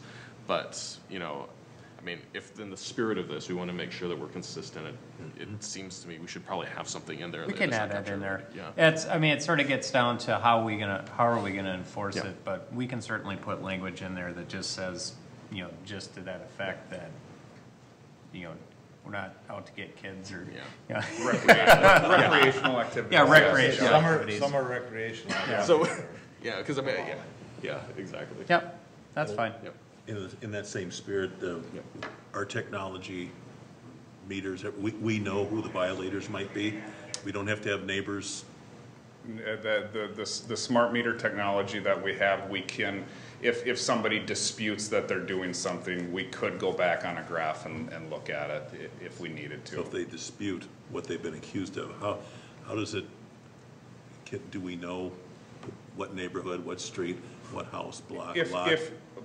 The way I would see it happening is one of my operators sees somebody watering at 2 o'clock or 3 o'clock on a given day at this address. We could go back the next day, so the meter program updates at 12 a.m. And so we could go the next day and verify if this particular home was watering at that time. They're going to have a big spike on their graph. Okay. So. Like you and I were talking though, and I do want to say this, is that we as a city need to be good stewards of that. And that's kind of where we really have to start to make sure, and I know you said you were going to talk to Somer or whoever. Somer and Brian, we already had the chat. But yeah. So, and okay. They'll, I think what I can't remember something was malfunctioning, or it was the Engler Boulevard, something was not working right when I think that was one of the situations you were talking about. Well, that and the curling center. Yeah. Curling center has been. And I think that Engler, they had also mentioned that they had a bunch of new plantings and different things going on, but I don't know if there was rain. I don't know when you saw it. Did I don't know. We'll make sure. Yep. All right, perfect. All right, any other questions for Matt? He's gonna share about the Pioneer. Yeah, this will be fun. Relive some memories here. Our phones weren't fun. Oh, mine wasn't either. All right, so Pioneer Trail. Nobody though can complain as much as Kevin Wright. Right. He was my shield. Yeah. All right. So what we're looking at on the screen now is water tower trends. So this is a normal day in Chaska. We have pumps that make those lines go up, and once they get to the top, the whatever pump or the blue and the green one are our main zone 3, our main part of the city up on the hill. That when the green one hits where it is, that's when it turns off. So this next slide, you can see how it's a nice kind of a little pyramid. This is when the Pioneer Trail water main break occurred at 2:30 that afternoon. You can see the level that the towers dropped, and what we ended up doing was we closed it, and then the towers, just when you are closing off of significant water loss like that, you're going to have some bouncing in the towers, and that's what you're seeing on some of those green lines. And so we got after about a half hour, we got the main isolated and pressure reduced. We couldn't completely shut off the pressure because the school still had their fire suppression on, but that's a pretty extreme trend and a pretty rapid drop. So what we ended up doing was had our emergency locate called in, work started. And this is a little bit further into the process than the next few slides that I'm going to show you, but this is just what the excavation area looked like. So as the excavation started and was down a few feet in the ground, there was I went down on a ladder and shined a flashlight underneath Pioneer Trail. And what you're seeing up on top is asphalt pavement, and down below is just kind of the voided area that we were most concerned with. Yes. How deep? 6 inches to 2.5 feet in areas, and some of these photos will show you what we had going on. So these are just a couple more angles, and what these pictures don't really do is you can't really see how far, when I was shining that light, how far I was looking. So we were on the south side of Pioneer Trail in that ditch, and I'm looking across and I'm seeing bare void underneath kind of the median area in Pioneer Trail. And it was at that point where, because what we had done at that time was we had shifted traffic over and had traffic still running on it. And once I saw these few moments, I said, we're going back, we got to close the road. So I went back to Municipal Services, to contact Warning Lights, who is our traffic control contractor, to get out as soon as possible to do a full closure. And once I got, walked into municipal services, I took my coat off and I got a phone call from one of my operators that said we just lost a truck. And this was about 50 to 75 feet down the hill heading eastbound on Pioneer Trail when that truck broke through. And that's the excavator taking some of the excess fill out that we were hauling away. So this is a look at the hole right after the truck was removed from the hole. That's a little bit closer up. You can see that's about a foot and a half deep right there. This is not the Pioneer Trail water main break, but over on the photo on the left, that's a typical pipe shear. It's just more of a circular, straight right around the pipe. That's what we normally see for water main breaks. And then the photo on the right is a stainless steel repair band with, we spray some anti-corrosive coating and then we wrap it all up in plastic when we're done. That's a normal water main break. This is the pipe. You can kind of make out the squiggly line going on the top of the pipe. It was a 9-foot long crack. How big? 9 feet. No, how big's the pipe? That was 12-inch. 12-inch. Just gives you a little perspective on why we lost so much water. We made the repair. Then we had, that night we were making the repair, it was literally every 15 minutes you could feel it getting colder, because that was the next day was when that first polar vortex came through. And then we ended up having 2 of those, and then we had 9 days of snow with 24 inches, and we just could not get started. Finally, we had a break. The contractor was able to show up, and he started, and I think it was 2.5 days of work, and then it was that evening about 5 o'clock that we ended up getting the road back opened up. But once Mueller's came in, this is an area where they started to rip. You can see that was about there's about a 1.5 foot gap there. You can just see, you can see where the erosion is. This is very minimal excavation that was done, and this is again on the south side of the road. These first few photos are south side. And what this ended up doing was, this is our water main break area was kind of towards the bottom of the photo, and then it found a channel and just kind of worked its way down the hill. So it all went into Lake Greystone? Yeah, it did. This was the north side or westbound lanes where I know there was a lot of conversation about why can't we open that road, because the water main break was on the other side, but you can see the extent of the damage that was done on the north side. We had a blowout in a spot. If you can see the worker kind of straight past him in the ditch, water was shooting out of the ground a few feet high when it released. And so that was a pretty substantial area, and that you can see just based on that bucket size and that gentleman there, that was about a 2.5 foot void. So Friday night, we got it open. I think this photo is courtesy of Kevin, right? Nailed it. Yeah. Yeah. Got the sunset in there. So It's a happy photo. And again, what caused that 9-foot crack? What was it, just age? Or Mother Nature and the type of pipe. It was cast iron pipe. We have had, we had a pretty significant water main break back in mid-2000s. That was potentially due to some water main flushing and some different water hammering going on with that pipe, but it was the same kind of that longitudinal crack, which is not typical. And so I don't know if it's a vintage of pipe. I think that pipe was 1972 kind of age. And so, of course, the next question is the risk analysis. How much of that same kind of pipe do we know we have elsewhere in Chaska? I just know of this because of the 2 breaks on Pioneer Trail, and I've already had going in my mind pipe bursting and some other applications that we may be able to look at in the future to try to ensure that this doesn't happen again. Now, you know, I mean, that just kind of leads to the street reconstruction programs that we do, and that's a reason that we, you know, why they take so long is because you have to go in and do all of the stuff like that and replace it. Now we're using all plastic, right, Matt? We are using all plastic.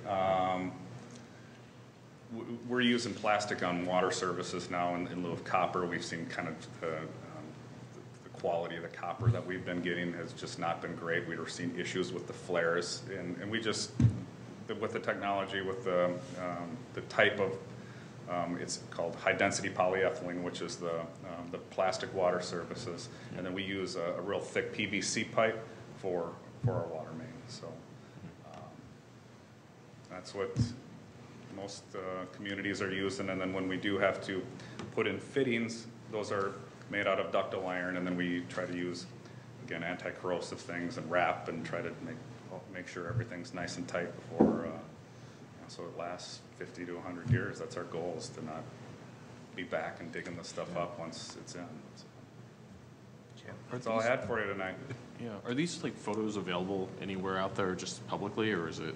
I put this together. Most of them are what I took, except for one that Kevin took, and then we can, you know, if Kevin wants to do something on our website or something like that. I was thinking it would be kind of nice, because I know there's people who are like, gosh, I can't believe the city closed the whole road, blah, blah, blah, you know, not realizing that, you know, we had heard about things like this, but, you know, it's obviously to see it after the fact, it's like, yeah, I think it's good education. So I wanted to at least let council see what went on, because it was pretty substantial. Yeah. Thanks for that. All right. Thank you. Thank you for your time. So, out of that, we're just looking at changing ordinance 961, so we just need one motion. With the exception of adding something to allow for, you know, recreational. Yep. Okay. So, if someone is, or we're all good with Matt, Matt's leaving, so we must be good. Yeah, I know.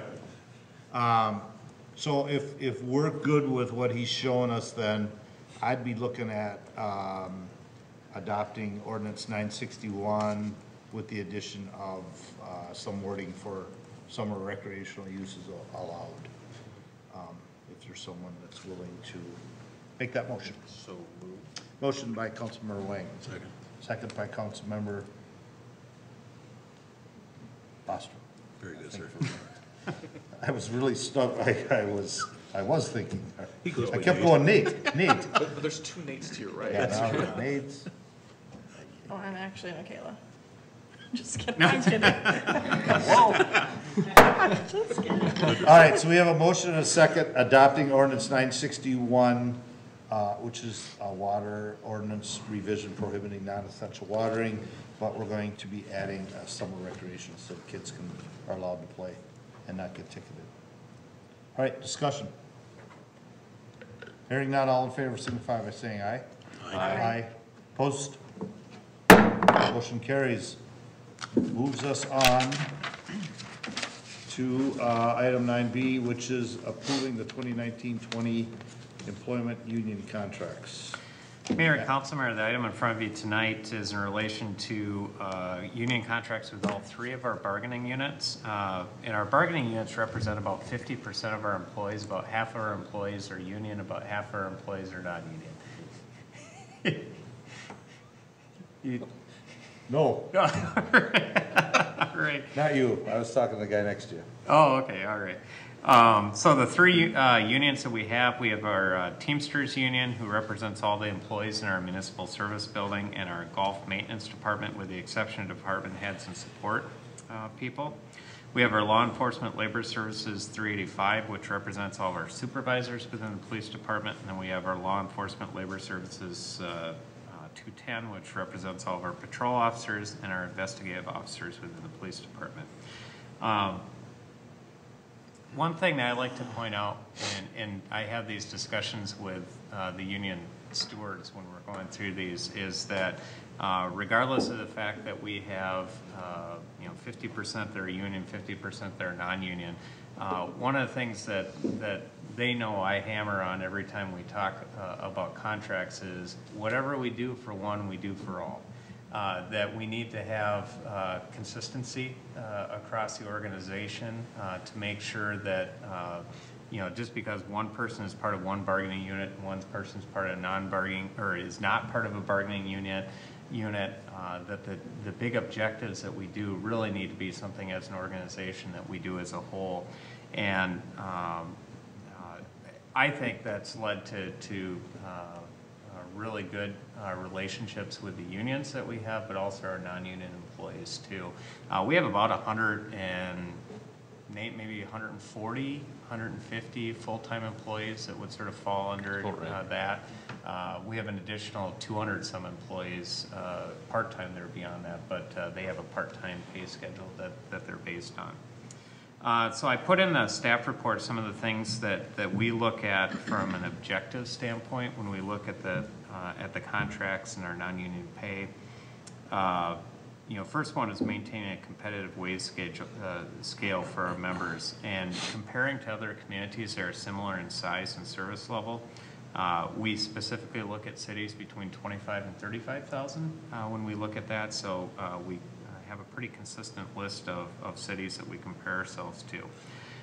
We recognize that the average cost of living increase, that there's that occurs across the Twin Cities. What we've seen in comparison to other cities is about 3% for the COLA increases in other cities as they've settled their contracts. We recognize that a significant concern to employees, and this has become much more of an issue over the last several years, is insurance benefits and how we contribute. We actually have a cafeteria plan with the city, so we contribute a dollar amount, and we actually have an employee benefit committee that actually chooses the benefits. And so we make sure that our contribution is meets the market out there, and then we really sort of step back from there and say employees get to choose what they want to offer for benefits to the employees. And they've done that. This has been going on for 30 years, and they do just a fantastic job of really weighing, there's differences between singles and families and deductibles and co-pays, and they do a great job of balancing through to create a good balanced package for people within the city. We recognize that the employees are dedicated, and we have very productive employees. Recognize that one of our organizational values is a commitment to our employees, but also that our financial resources are limited, and so we have to put that all within the context of how we put these together. We do typically try to have a 2-year contract so that we have some stability so we're not coming back every year and doing this. But to go beyond 2 years is really difficult because the economic conditions can change pretty quickly, and want to be able to keep up with that too. So we've been consistently on a 2-year contract for several years. So 2019 and 20 is what we're looking at here. So, the typical things that, that we focus on during these contract negotiations, the first one would be, what percentage of increase do we look at for salaries for each of the 2 years? What increase do we have in our benefit contribution? And then there are those other type of issues that exist in the contract. Basically, we dealt with the same thing during this contract period. I'd mentioned 3% is really what we were seeing with other cities out there for the increases that they were seeing. We recommended a 6%, and this was something that the council actually approved back in October because we needed to go through open enrollment at the time, and the employees needed to know what their employer contribution was going to be. The actual premium increase for our medical plans was 12% increase, and so the 6% increase was what was approved for the actual contribution for the employer towards the benefits themselves. So we went through those typical types of things, but the thing that we focused on probably the most and took the most time as we went through this is from an anecdotal perspective. One of the things that I think has been something that we've discussed over several years is two things. A lot of our positions have fallen below average for pay out there, and not just looking at new employees that are coming in, but employees who have been here for a while. and their salary should be up closer to what the average would be, especially if we have a commitment to our employees, is that we shouldn't be below that average. But that sort of falls with sort of the second anecdotal thing we've talked about for a long time, is that we've tended to be staffed at a much lower level than what we see in most communities. So we did two things over the last couple of years to really look at that. First one was we did a full pay equity study. So we actually worked over that for a couple of years, looking at, first of all, making sure all job descriptions were up to date, making sure that we did job analyses so that we get points associated with that, get our pay equity compensation schedule put in place so that we, first and foremost, made sure that we met all the pay equity standards that were out there. The second thing we did, though, is that we did a comparison of market analysis for positions out there. And what we found is sort of what we anecdotally had always felt is not all positions, but many positions were quite a bit under what the market was out there. And then we're just going through the process of finishing up a study looking at the staffing levels within the city, and it's something that we're going to be talking about as a council in the future.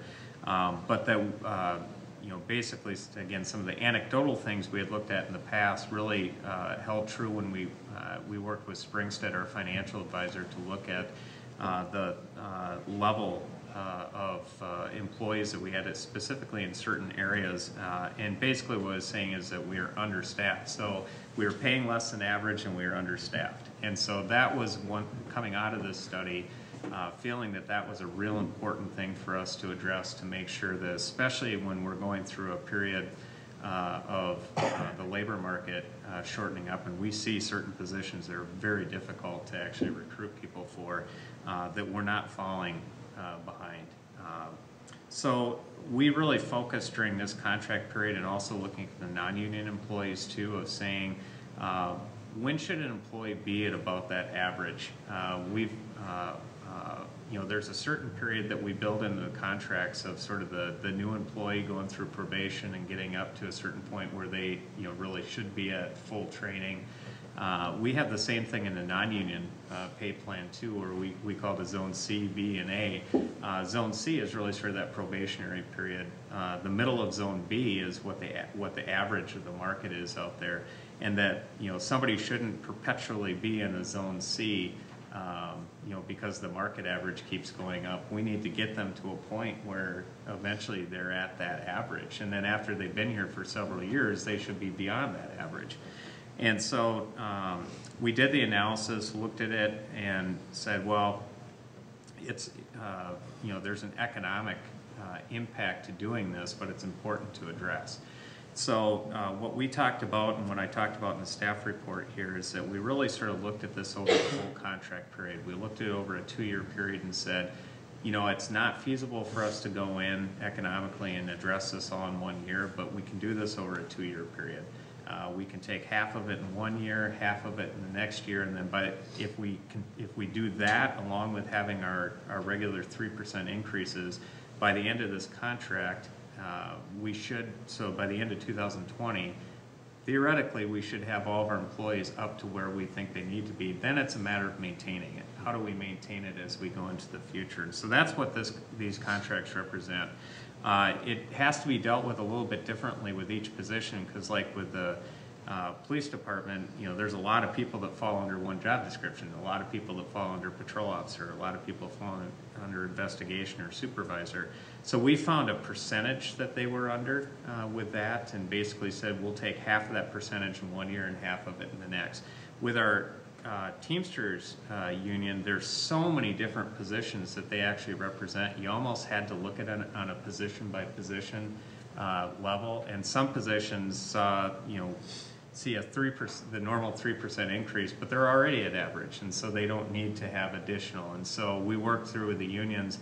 You can imagine them going back and telling some people that they're going to get a larger increase than others. It wasn't the easiest thing probably for them to do, but the message that we wanted to try to get out is hey, these people who are seeing a larger increase in this have also been being paid under probably what they should have been for a number of times. So, you'll see in the Teamsters contract, there's basically a salary schedule at the back that basically sort of addresses, we looked at each position individually. We're doing the same thing with the non-union employees too. So that's the major part of the union contract. And a lot of this really came out of a staff retreat. It's probably 2 years ago now, Yes. where we talked about, all we ever seemed to really talk about was projects, and we never really got back down to say, how, we're not taking care of our own property. And so that's where a lot of this really stemmed out of and spun out of, and that's where, you know, what do you call it, the market rate or whatever, that we had to start doing to make sure that we had people in the right spots and that people weren't starting to lag behind. So, and it's kind of been the focus the last couple of years is more on the people that provide the services to the public than maybe our projects. So that's kind of where this really came out of the, Well, because at the end of the day, these are the people that have to implement this, and Great idea. you know, it's such a tough one because we just had our employee recognition event last week in 15 years, right? You got a nice chair. So we're really blessed with having a number of employees.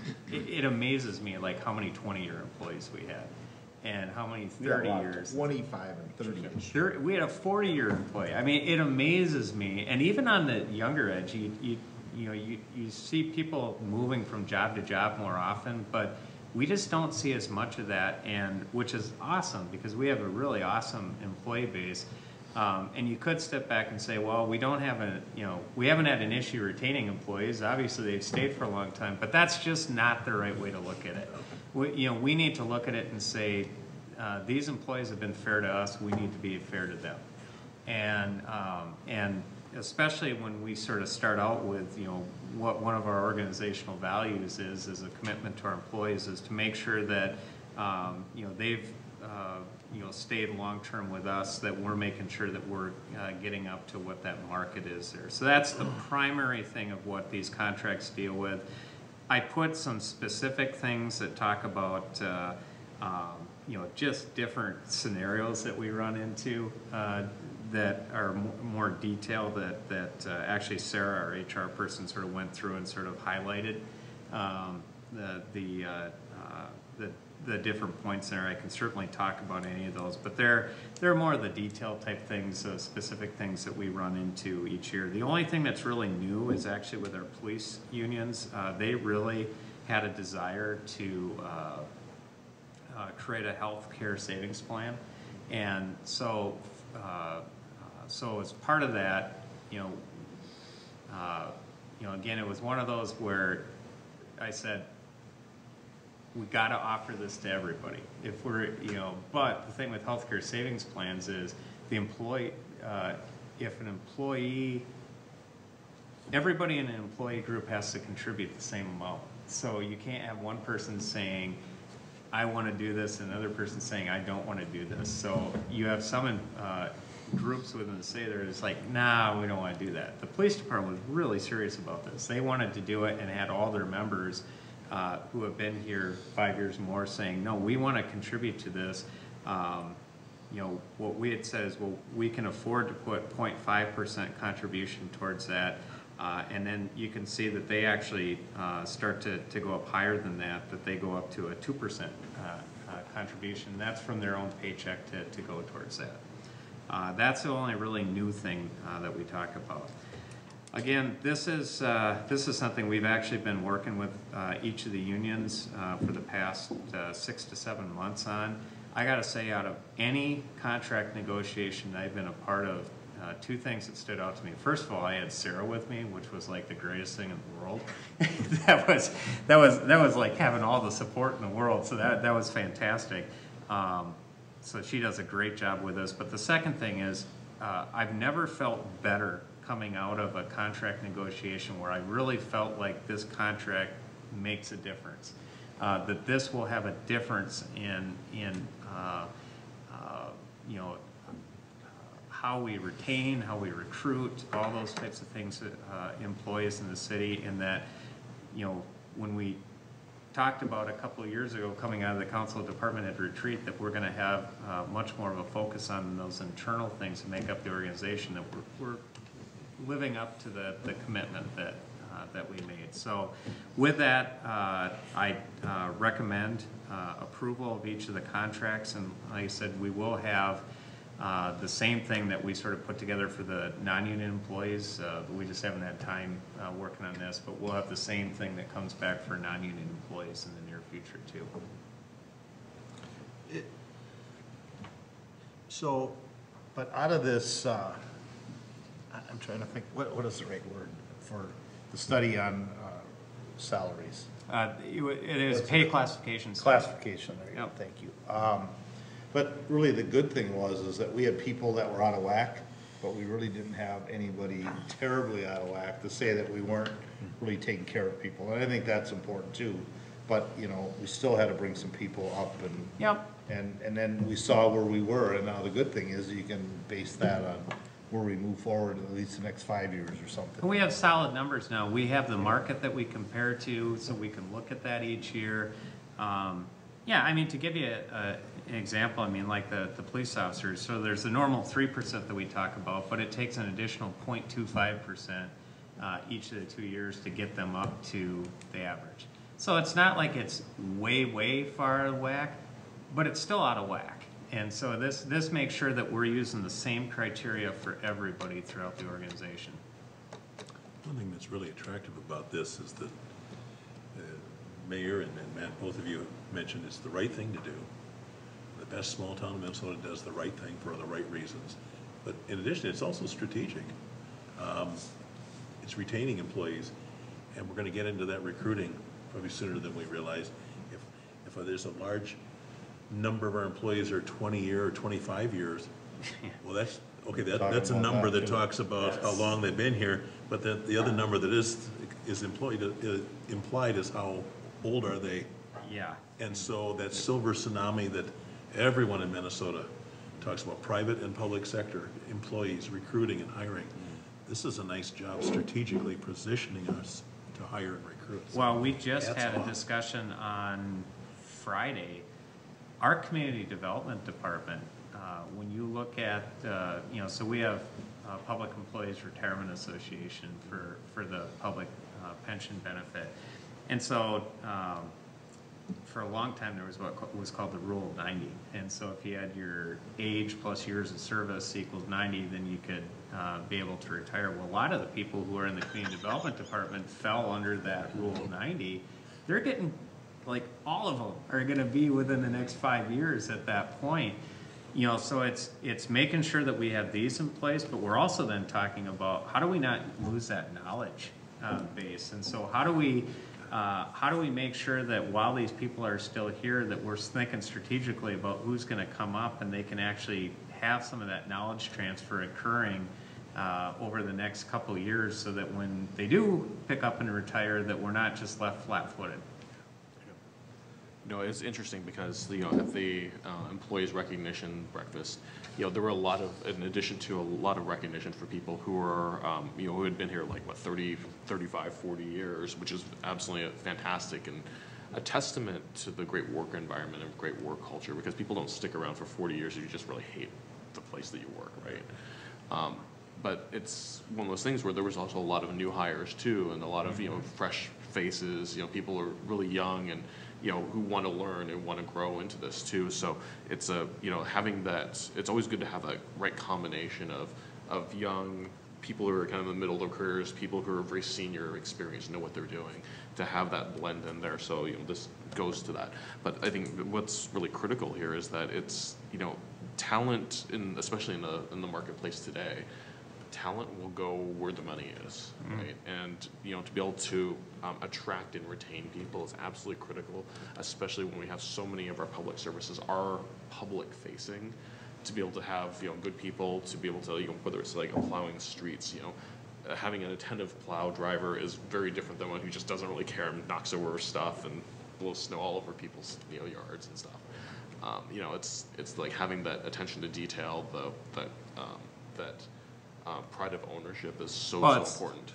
Like Matt said, seeing that somebody is using too much water and going and telling them, go up their door or call them and say, you might want to check your toilet because your bill is going to be pretty high if you don't check it out. A lot of times, these are things these are small things for the crews to do, but doing that, people feel like there's somebody looking out for their well-being. Yeah, and I think that's a huge part of not just an effective work environment, but something that kind of brings that, that culture of that small town culture, and that's really critical to, reinforce that. So absolutely. One thing that most here probably don't recognize or realize is that almost every one of our department supervisors came out of the work crews. I think that's huge. That's nearly every one of them have come out of our work crews, and we've hired outside, and we ended up sometimes coming back to our inside people and have found that they have worked out best. So that tells us that people have been paying attention and liking what they see and making that effort to make that next step. So we're pretty fortunate that way as well. So. Well, you guys will be seeing more about these internal efforts as we come up in the summer. We'll be doing a council department head retreat, and we'll be going over some of the stuff that we've been working on. That's more than just pay. It gets into, effective customer service training and consistency across departments and all those types of things we're working on internal. But this is a foundational piece. One question on PD uniform allowance. Do they have to buy their vests? Because it talks about it here, and there's pieces of their vests that aren't included. Okay. I forget how it works, but like your armor comes without carriers. Yeah, I forget what it was, but there was something specific with the body. It was like the body cameras. So the body cameras that's specific to being able to have multiple clips, so that when you're if it's 30 below and you're wearing a jacket, that you can quickly go from that to, if you're inside, and go into a clip on the inside. So pretty inexpensive things, but having, the cameras are completely new to us, so being able to deal with some of those details of that. All right. Okay. Do we have to do this? Is this one motion, or do we got to do each contract? I think as long as you just read that motion as is, it'll be fine. Okay. Let me get to it. So the motion to approve the employment contracts. Motion to approve employment contracts for 2019-20 between the City of Chaska, Teamsters Local 320, LELS Local 210, and LELS Local 385. So that would be that's what we're approving tonight. So if there's someone that's willing to make that, was that a motion on your point, Mike? Sure, so moved. So I have a motion by Councilmember Wang. Second by Councilmember Gras to, again, approve all the union contracts. Discussion. Hearing none, all in favor signify by saying aye. Aye. Opposed, same sign. Motion carries. All right, we move on to bills. Anyone have a question on a bill? Matt, I got a couple for you. Okay. One kind of might lead to what we were talking about earlier, because it's to the Carver County EDA for like $385,000. I think that was the house. Well, it says reimbursement for purchase 310 Mape. Yep. So I'm assuming Maple and 515 Pine. Yep, those were the two houses that were purchased, homeless with the school district project, where we used the dollars from the Affordable Housing TIF district to basically help them purchase and write down the costs of the homes. Well, I'm kind of confused, and why are we giving them, so this money here is that money that we talked about? Yes. Yes. It's a project that if you remember, it was actually part of the whole transaction that we had with the Dunkin' Donuts site that we did the, this seems like a weird connection, but the... I don't remember it, that's why I guess I... So as part of that transaction, they asked if we would participate in this affordable housing program where they would go out and find homes to be able to work with the school district to house people who are families who are experiencing short-term homelessness. So this is the county saying? This is, yep. Because we took some of their property Yep. there. Okay. So then we bought a house at Maple and then on Pine Street. Yep. And so then what the school district has is they have a list of people that run through that. Ultimately, this is a huge cost savings to the school district too, because state statute, actually it might be federal law, says that if somebody is in a school district and the family becomes homeless, and now let's say that they have to live with grandma and grandpa in Bloomington, the school district has to send transportation over to be able to get the kids and then be able to bring them back so that they can stay stable within their school district. So this is ultimately we're trying to work with them to come up with a program that would be able to try to keep as many of these families in the district as possible. So is this a transitional home? Nobody really is, it's not a permanent residence or anything? Transitional in the way that you'd probably see somebody for a year, maybe like a school year. Right. Yeah. Okay, Yeah, but I it's think that's not, kind of the general. It's not like permanent housing. Right. and Yep. and then do they pay what they can for rent then? Or is the county covering that? There's vouchers assigned to the property that helps, to subsidize the rent and things. So it's based on the income and their ability to pay on that. Okay. But part of it is also tying them to services to help them get employed again, too. And so that's where it's sort of a partnership between the county, school district, and city, is that they can also help during that time period to get the parents reemployed. School district giving us any money? I don't know. No. Not that I know of. We've talked to them about trying to get some of the dollars that they might save from busing. And then I got another one on, and I know part of this is those temporary easements for Halasic, but then there's one that says principal. It's on page 6, the top one. So is that part of the land we bought for the park then? This is Dan Halasic. No, I don't know who Dan is. No, Dan Halasic was part of the, that's part of the property for the County Road 44. And I got that, but there's the very bottom one is 35,000 for principal. And that's why I understand the easement parts. I don't know what principal's referring to. I can find out that, but that whole transaction, everything, that 120,500 is part of the acquisition for 44. Okay. So maybe we had to buy a parcel of his land. That's what I'm thinking that means, is that there was a easement, but that we actually had to buy some of the land permanently too. Now that, all of these numbers just go off of our assessment from the county then, right? Isn't that how these work when we're doing these temporary easements and permanent easements? They go off appraisals that we do on the property. But we're paying it here, and is these are our portions of where we're expanding the road? Yeah, it's a county road, that's why I'm just, I thought. Uh-oh, now he's gonna get me talking about county cost share policy. Well, but I thought we have to do the negotiating. No. But then it goes, that money that we're putting out there kind of goes against our fees. So the way the county's cost share policy works, so you have to think of this almost as two separate projects. There's the interchange, and everything there gets costs paid for through the grant, or from the bonding from the state, $10.5 million. But then there's County Road 44 that gets improved after that. Right. The county's cost share policy said that cities are responsible for all the right-of-way on those county roads. Oh, so that's just part of our deal. Okay. Yep.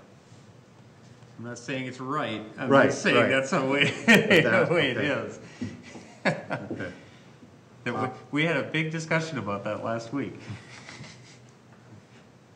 I'm sure there's been more than one. Then I just have one other one on page 11. It's Travelers Indemnity Company, and it says boiler and machinery, and it's on almost 100,000. That's our actual insurance premium for the year. Oh, For that coverage. okay. I'm seeing boiler and machinery, I didn't, Yep. okay. And the indemnity part, it just didn't sound right. Yeah, I actually think that particular one is for the turbine. It's, yeah. It's, so we own that turbine generator that's down by the sugar plant. We actually get reimbursed for that through, MMPA, our power agency pays us back for that. Okay. I'm good. Anyone else have anything on the bill? I'd entertain a motion to pay the bills. Motion by Councilmember Bostrom, Second. second by Councilmember Hatfield, to pay the bills. Discussion? Nate, we call roll? Yes, Councilmember Hatfield? Yes. Councilmember Bostrom? Yes. Councilmember Wong? Yes. Councilmember Grau? Yes. And Mayor Winchell? Yes. Moves us into other business. Let's start with Councilmember Hatfield. I don't have anything. That's okay? It's just a week. We've just had 1 week. Yeah. All right, Councilmember Bostrom. As Mr. Poderaski can vouch for, the Chaska Rotary continues to do wonderful things. I think of names like Gary Cooper and Vic Benetti, working with Strive, reaching out to Chaska High School students who are particularly interested in business careers. There's also a lot of money that's raised and distributed. Talking with Chaska Rotary President Rick Ness earlier, and he mentions that there's about 16,000 that has recently been generated and donated to Rotary International, and one of the most outstanding things that they do is fight polio, and it's been about a 50-year campaign to completely eradicate polio, and it's nice to know that Chaska is part of that big effort. And then there's about another $8,000 that's been donated locally, food shelves and different good projects. And then it's nice to be in a community that cares about people, and the CAP agency, kind of near and dear to my heart. They did all their bookkeeping, total up all the numbers, and the Give Where You Live campaign from November through January, about $195,000, increases of tens of thousands of dollars. So we continue to be a very generous local community, and it's fun to trumpet those numbers. Good things happening. So, thank you, Mr. Wayne. So we had a meeting with the Southwest Transit Commission, and there's a lot of good things going on. One of the things that I did want to call out was that as everyone's familiar with Southwest Prime, which is sort of like a on-demand ride system, is becoming more popular as kind of like the Uber and Lyft kind of transportation, where people like those things on demand. One of the things that we're currently working on is a Southwest Prime MD, which is for medical needs. So that way that people who have an appointment for medical, for like an appointment at one of the major medical centers, like St. Francis or Ridgeview or something like that, could get medical service. But what's more important about it is that the way it works is geared around not having an established end time, because there's oftentimes that someone will go to a medical appointment and then feel like, oh my gosh, I've got to get back home, or I'm going to miss my ride, or I'm going to miss the bus, or not be able to get back home again. So in this case, it's like, as long as it takes, it will be there, it will guarantee that ride home. And so that's just a way that, in a sense, it's, it seems really simple, but, benefits the community in terms of helping healthcare costs, making sure people get the complete healthcare that they should be getting, at least from a transportation perspective. So that's a great service that's ramping up. I know they're still working through a lot of it, but something that's, stay tuned for more on that. One of the other things too is that, it's like a plug for a local business of like La Hermosa. I finally had a chance to have brunch there, and I think that they have their Sunday brunches, and it's absolutely fantastic. It's nice to see a business in that location that seems like it has some legs to it. So it's just really encouraging to see that like some really great people doing some great work there, and and seeing like a lot of people in the store there. So the chalupas are and the food, awesome. The food is amazing. So the food is fantastic. I love the food there. It's like fried bread with like melted ricotta cheese on the inside. It's really good. And the buffet, there's so many things to choose from. It all was really, really good. So it's making me hungry thinking about it. So, yeah. That's all I've got. Councilmember Graff. Cool, thanks. I actually attended my first Eastern Carver County Community Education Advisory Council prior to this meeting. That meets on the first Mondays, so I've kind of given them a heads up that as long as we don't have work sessions, I'll be in attendance as it allows. The topic was interesting because some of the things that we talked about today, the topics we actually had, someone from Carver County talked about homelessness in Eastern Carver County, and then actually had a person who works in the school district talking about temporary housing. And so it was interesting because I kind of wrote some interesting numbers down. So they have an intake form and really kind of define in temporary housing form. And really they would define that you're doubled up, you're sharing a house. Living in motels, hotels, trailer parks, camping grounds due to lack of adequate accommodations, living in emergency or transitional shelters, unsheltered area, or if you're a child in one of the above circumstances without a parent. So it resets, they talked about it resets really every summer. And then they, kind of ran it from the beginning of the school year till like middle of January.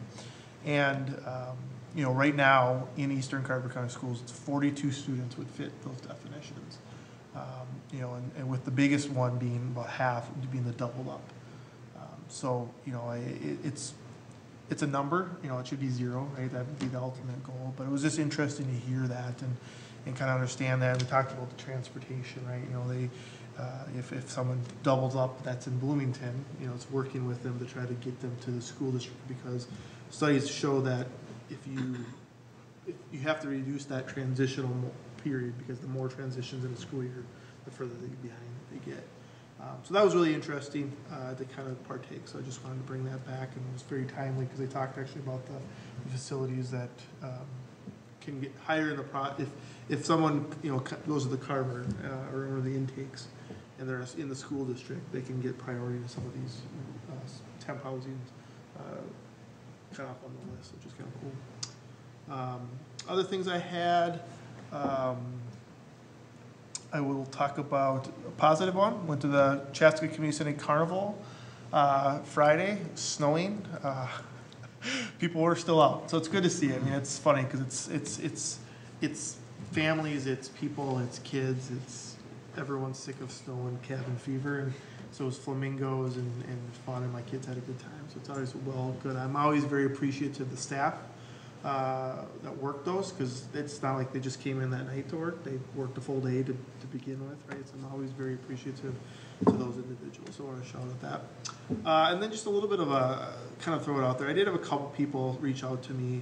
I've always seen this as a being on the park board, and there's not an easy solution, but it's the continued parking issues at the Chaska, at the community center.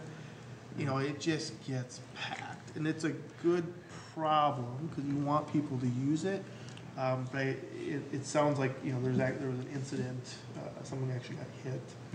On Sunday? On Sunday, yep. Yeah, I got that. I got that. You got the same. So text about that. I don't know what it's a hard problem, and then like the weather. If you have any drills, there's a play going on, and if you had a park across the street, and there's ice, and so there's a lot of that going on.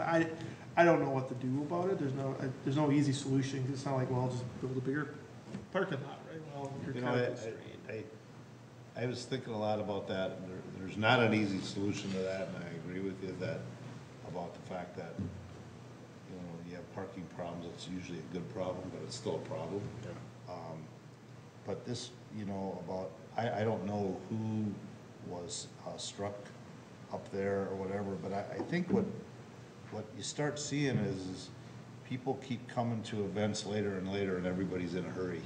And I think if they just plan to know, if you're going to the community center, it's probably going to be full, and you got to allow yourself extra time to go park at the middle school and walk over. And I think that's might be the new education piece is to go there sooner, because it's going to be, in all likelihood, in the wintertime, it's going to be a lot of things going on. Now, I was surprised on a Sunday afternoon that it was that way, but apparently there was a bunch of I know the Valley Theater had a play there, but still, that's just the auditorium. We've been talking about it, though. I mean, Marshall and I have had some conversations about, it is, from a business perspective, it's a great problem to have. But, you know, the one thing that, you know, we do have the overflow parking that's over at the middle school. But one of the things I think that makes that a real challenge is the design of the road that goes by there, and that we have that curve that goes, and it makes visibility really difficult. Because I've been asked about why is it no parking there, and I said, well, I think it's sightlines, because you can't, Yeah. people are driving too fast, that's really the So thing. there's been some things that we've just sort of thrown out. I won't share them now because I don't know if they're good ideas, but but it is one that we have talked about, and especially if we get to a point where, you know, we say we need to, I mean, let's say that we need to, with population increase the size of the fitness center. That means we're gonna have more people there. And so to me, I think at the very least, we need to be thinking that before we do anything additional up there, we need to be thinking about where's that additional parking gonna be coming from. But even if it doesn't come to that, I don't disagree. I think it's something that, I mean, there's some outrageous solutions we've talked about, but maybe there's some, we're throwing stuff out. But it's a real good point.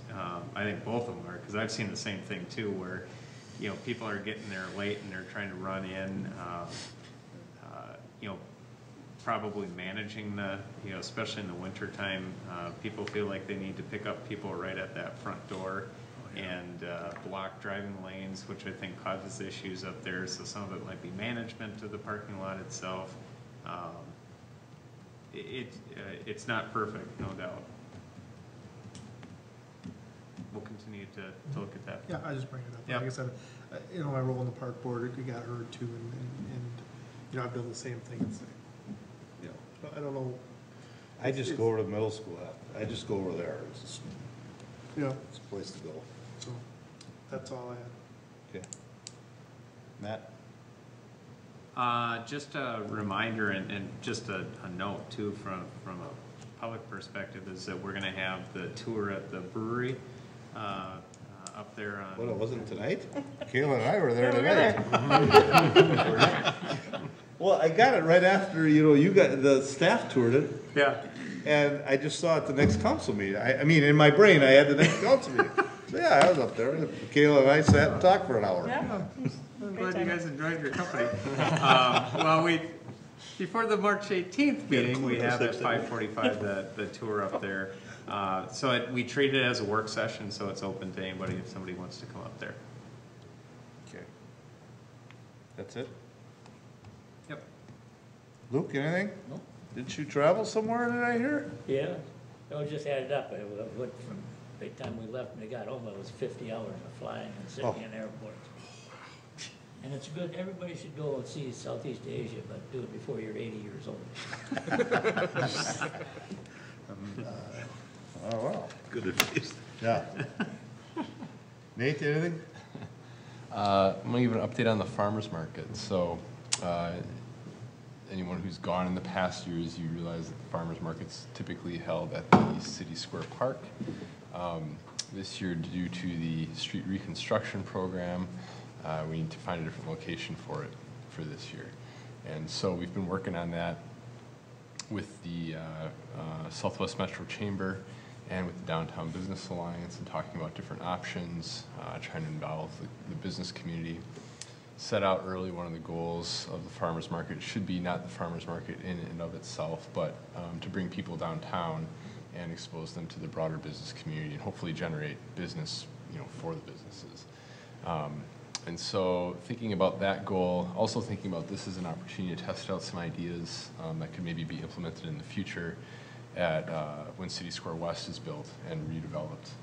And we've got that new public plaza facility there, anticipating that a farmer's market would be natural for that location. Arrived at holding it in the parking lot here at outside of City Hall. And so that's where the location will be for this year, which means around noon every Wednesday, beginning, what is it, June 19th and going through September 11th. We'll close down the parking lot and use the parking lot for the vendors to set up, and then also use the rest of City Hall Plaza in that space to do other events and activities and things that will accompany the farmers market. So we've gone through the work to notify all the businesses that are on the block here about that. We've worked with the surrounding restaurants. We've got Size, Red Bench, primarily there, and then also working with Dolce Vita for them to understand there's this opportunity to do some specials and things those evenings. So they're all excited about it. I think the business community by and large is supportive of the opportunity. They see it as an opportunity to bring in, 200 to 300 people a week on Wednesday evening, through the farmers market, and they understand it's their task then to try to get them to come in the door to their businesses. So I think people are generally excited about it. The Chamber's excited. The Downtown Business Alliance is excited. So now it'll be an exercise in execution, and we'll see how it goes. But right now, I think we're planning on it to be this year, and we'll see what happens. So whether it returns to City Square Park after this summer and the street reconstruction is completed is to be determined. So I think if it's successful enough and people like it at City Hall, we can talk about doing that next year. But there's no foregone conclusion either way right now. While you're thinking about how you're going to say what you're going to say, well, I had a chance to see it at the Downtown Business Alliance Council meeting, and I thought it was I probably had initial concerns too about parking there, but it does seem kind of an exciting and fresh new look to the farmers market that I think is it has a, not necessarily smaller, but like a cozy, to me it seemed more farmer market-y in this spot. So I think it should be an exciting experiment for this year and good opportunity for those businesses in that. I think we're going to be surprised how successful this is. I liked it. I was nervous. When I first saw it, I was like, ooh. But I'm ready to be surprised, but I know people get concerned about the parking things, but where are you going to send all the employees? So the employees, we actually want to sort of get away from having employees park in the parking lot, period. And so this is sort of a good opportunity for us to just sort of... Are they just going to go on Fifth Street? Well, we got the parking lot that we have back here that doesn't get utilized, and there's on-street parking that exists. So we actually, I would say we probably only have about 5 or 6 employees that probably still even park out here anyway. And I don't mean not only city employees, but you've got businesses. So we've met with all the businesses. And Glenn didn't go crazy? No, I'm because sure. I mean, he didn't like when they shut it down for one Saturday morning. So one of the things that we're doing last Friday, Glenn and I had a good conversation. So I was in his shop for about an hour, talking things through, and I think it's probably not his preferred location, but I did offer up that we will reserve some spaces on the street for him. On 5th Street, going from the corner really until the entrance of City Hall parking lot. We'll make that all reserved. We're going to make that for Chestnut Realty, for Glenn, so that they have stuff that's almost as close to where they are already. I just worry about if it's full and then people come to Size and they can't get in there, and how long before Terry gets upset. That's one of the reasons we didn't close down 5th Street, is that because we had initially talked about just closing down 5th Street. But to me, this is one of those things that we got to just take it one step at a time. But there shouldn't be anything different for Size than there's been in the past. The biggest impact, I think, is going to be to library patrons and employees here at City Hall. And the good thing with the library is that they actually have kids programming on Wednesday night through the summertime. So you're sort of capturing another crowd of people who might be coming out of this kids programming, or they may even talk about bringing that programming out onto the plaza, so it becomes part of the actual event. So, and kind of, I think for the employees, it's important to keep timing in mind from when the farmers market starts to kind of when the bulk of the people are probably coming. Most of the employees are probably either leaving or attending the farmer market and then opening up those spots, thinking purely of the employees. But I was impressed with the thought to keep some spots for the businesses to ensure they had dedicated spots. I can see the skepticism. Yeah. But I mean, me personally, why didn't we move it on the 3rd Street side of the park? That's not because one of the challenges, and you sort of hit it right on the nail on the head. One of the challenges of it being over at City Square Park is it's not connected real well to the businesses that want to be connected over there, and it's too big. And so what they find is that it feels like it's never busy.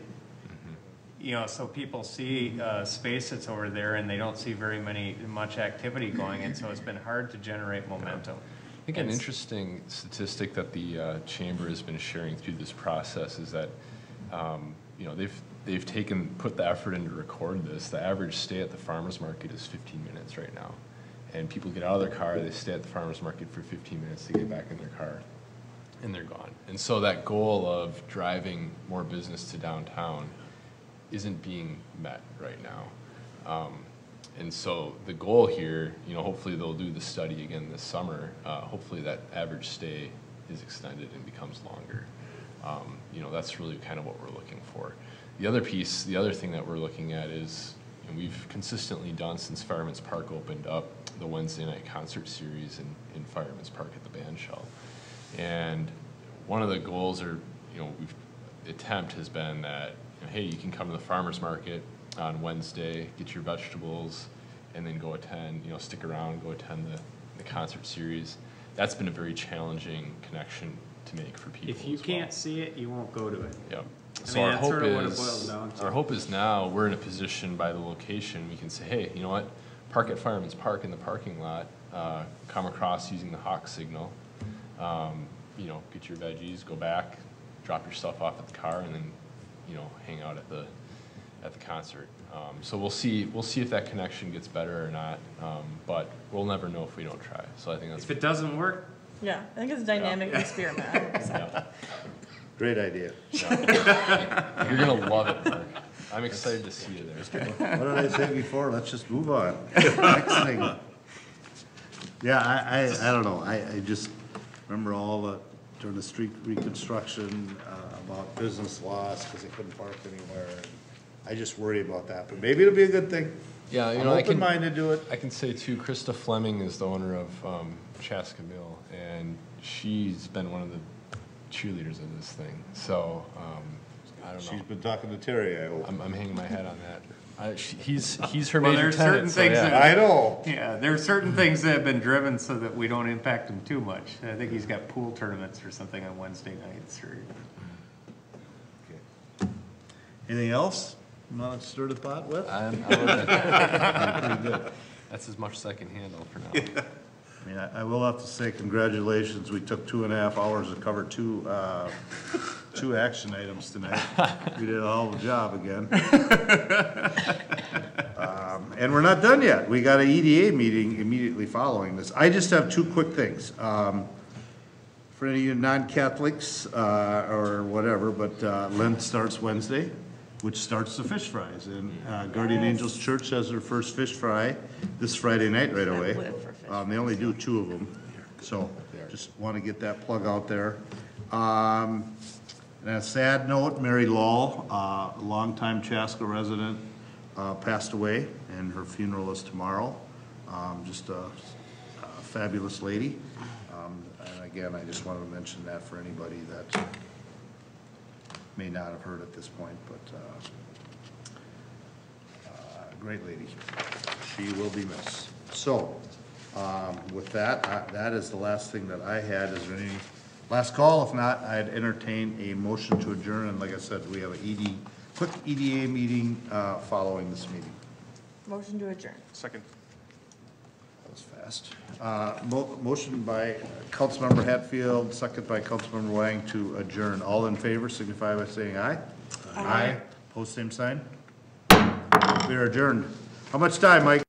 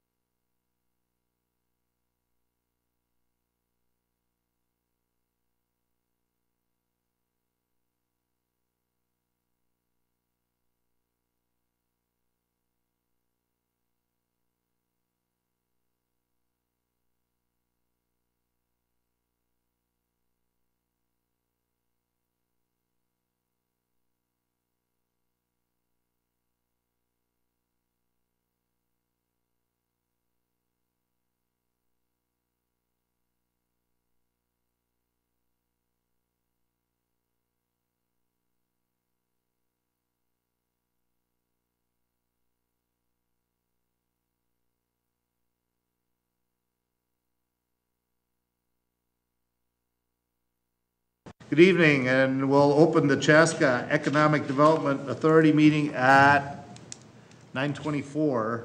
We'll call the meeting to order. Nate, will you call roll, please? Yes, Commissioner Hatfield, Here. Commissioner Bostrom, Here. Commissioner Wong. Here. Commissioner Graw, Here. and President Winchell. Here. Next, we'll adopt the agenda. Corrections or additions to the agenda? If not, I'd entertain a motion. So moved. Motion by Commissioner Wang, second by Second. Commissioner Hatfield to adopt the agenda. Discussion. Hearing none, all in favor signify by saying aye. Aye. Aye. Pose same sign. Motion carries. Moves us to item 4, approve previous meeting minutes. Motion by So moved. Commissioner Graw. Second. Second by Commissioner Bostrom to approve the previous meeting minutes. Discussion. Hearing none, all in favor signify by saying aye. Aye. Post same sign. Motion carries. Moves us to discussion. Again, these are items that we had a lengthy discussion at the council meeting, and this is just because these are EDA things, we have to really accept the same thing. So these are basically the exact same thing as what was on the council, but TIF districts are actually approved by the city and the EDA, so whatever action we take in the city, we also have to take on the EDA too. So staff would recommend both of them. So is there anyone out here that would like to have that full discussion again that we had at the first council meeting? Anyone? Last call? All right. So with that, then I would entertain, do I have to do these individually? I would. Yes. Okay, so I'd be looking to, for a motion for EDA 2019-1, again, and that's the administrative amendment for TIF District 12. Nice. So moved. Commissioner Wang, Second. second by Commissioner Bostrom, to adopt resolution 2019-01. Discussion. Again, just I want to be very clear, this is the same thing, we just have to approve it by the EDA, so we're just not shooting through this. Hearing none, all in favor signify by saying aye. Aye. Pose same sign. Motion carries. And now we'll move to adopt EDA 2019-2 for TIF District 13. Discussion. Hearing none, I'd entertain a motion. So moved. Motion by Commissioner Hatfield. Second. Second by Commissioner Graw to adopt resolution EDA 2019-2, TIF District 13. Discussion. Hearing none, all in favor signify by saying aye. Aye. Aye. Post same sign. They don't have other business. Does anyone have any EDA business that they would like to discuss? Yes? So there's a farmer's market. I heard it's gonna be City Hall Plaza. I'm excited. I think that'd be a great thing. That's interesting. Mayor Winchell wasn't quite there, but good to hear that President Winchell. President of the EDA is all for it. I think it's awesome. So what do you think about parking? Parking, not a problem. All right. Lot of Motion to parking. adjourn. All right, there it is. Second. So we have a motion by Commissioner Hatfield, second by Commissioner Bostrom to adjourn. All in favor, signify by saying aye. Aye. Post same sign. We are adjourned. We'll see you February 20-something. March 18th. Yeah, that one too.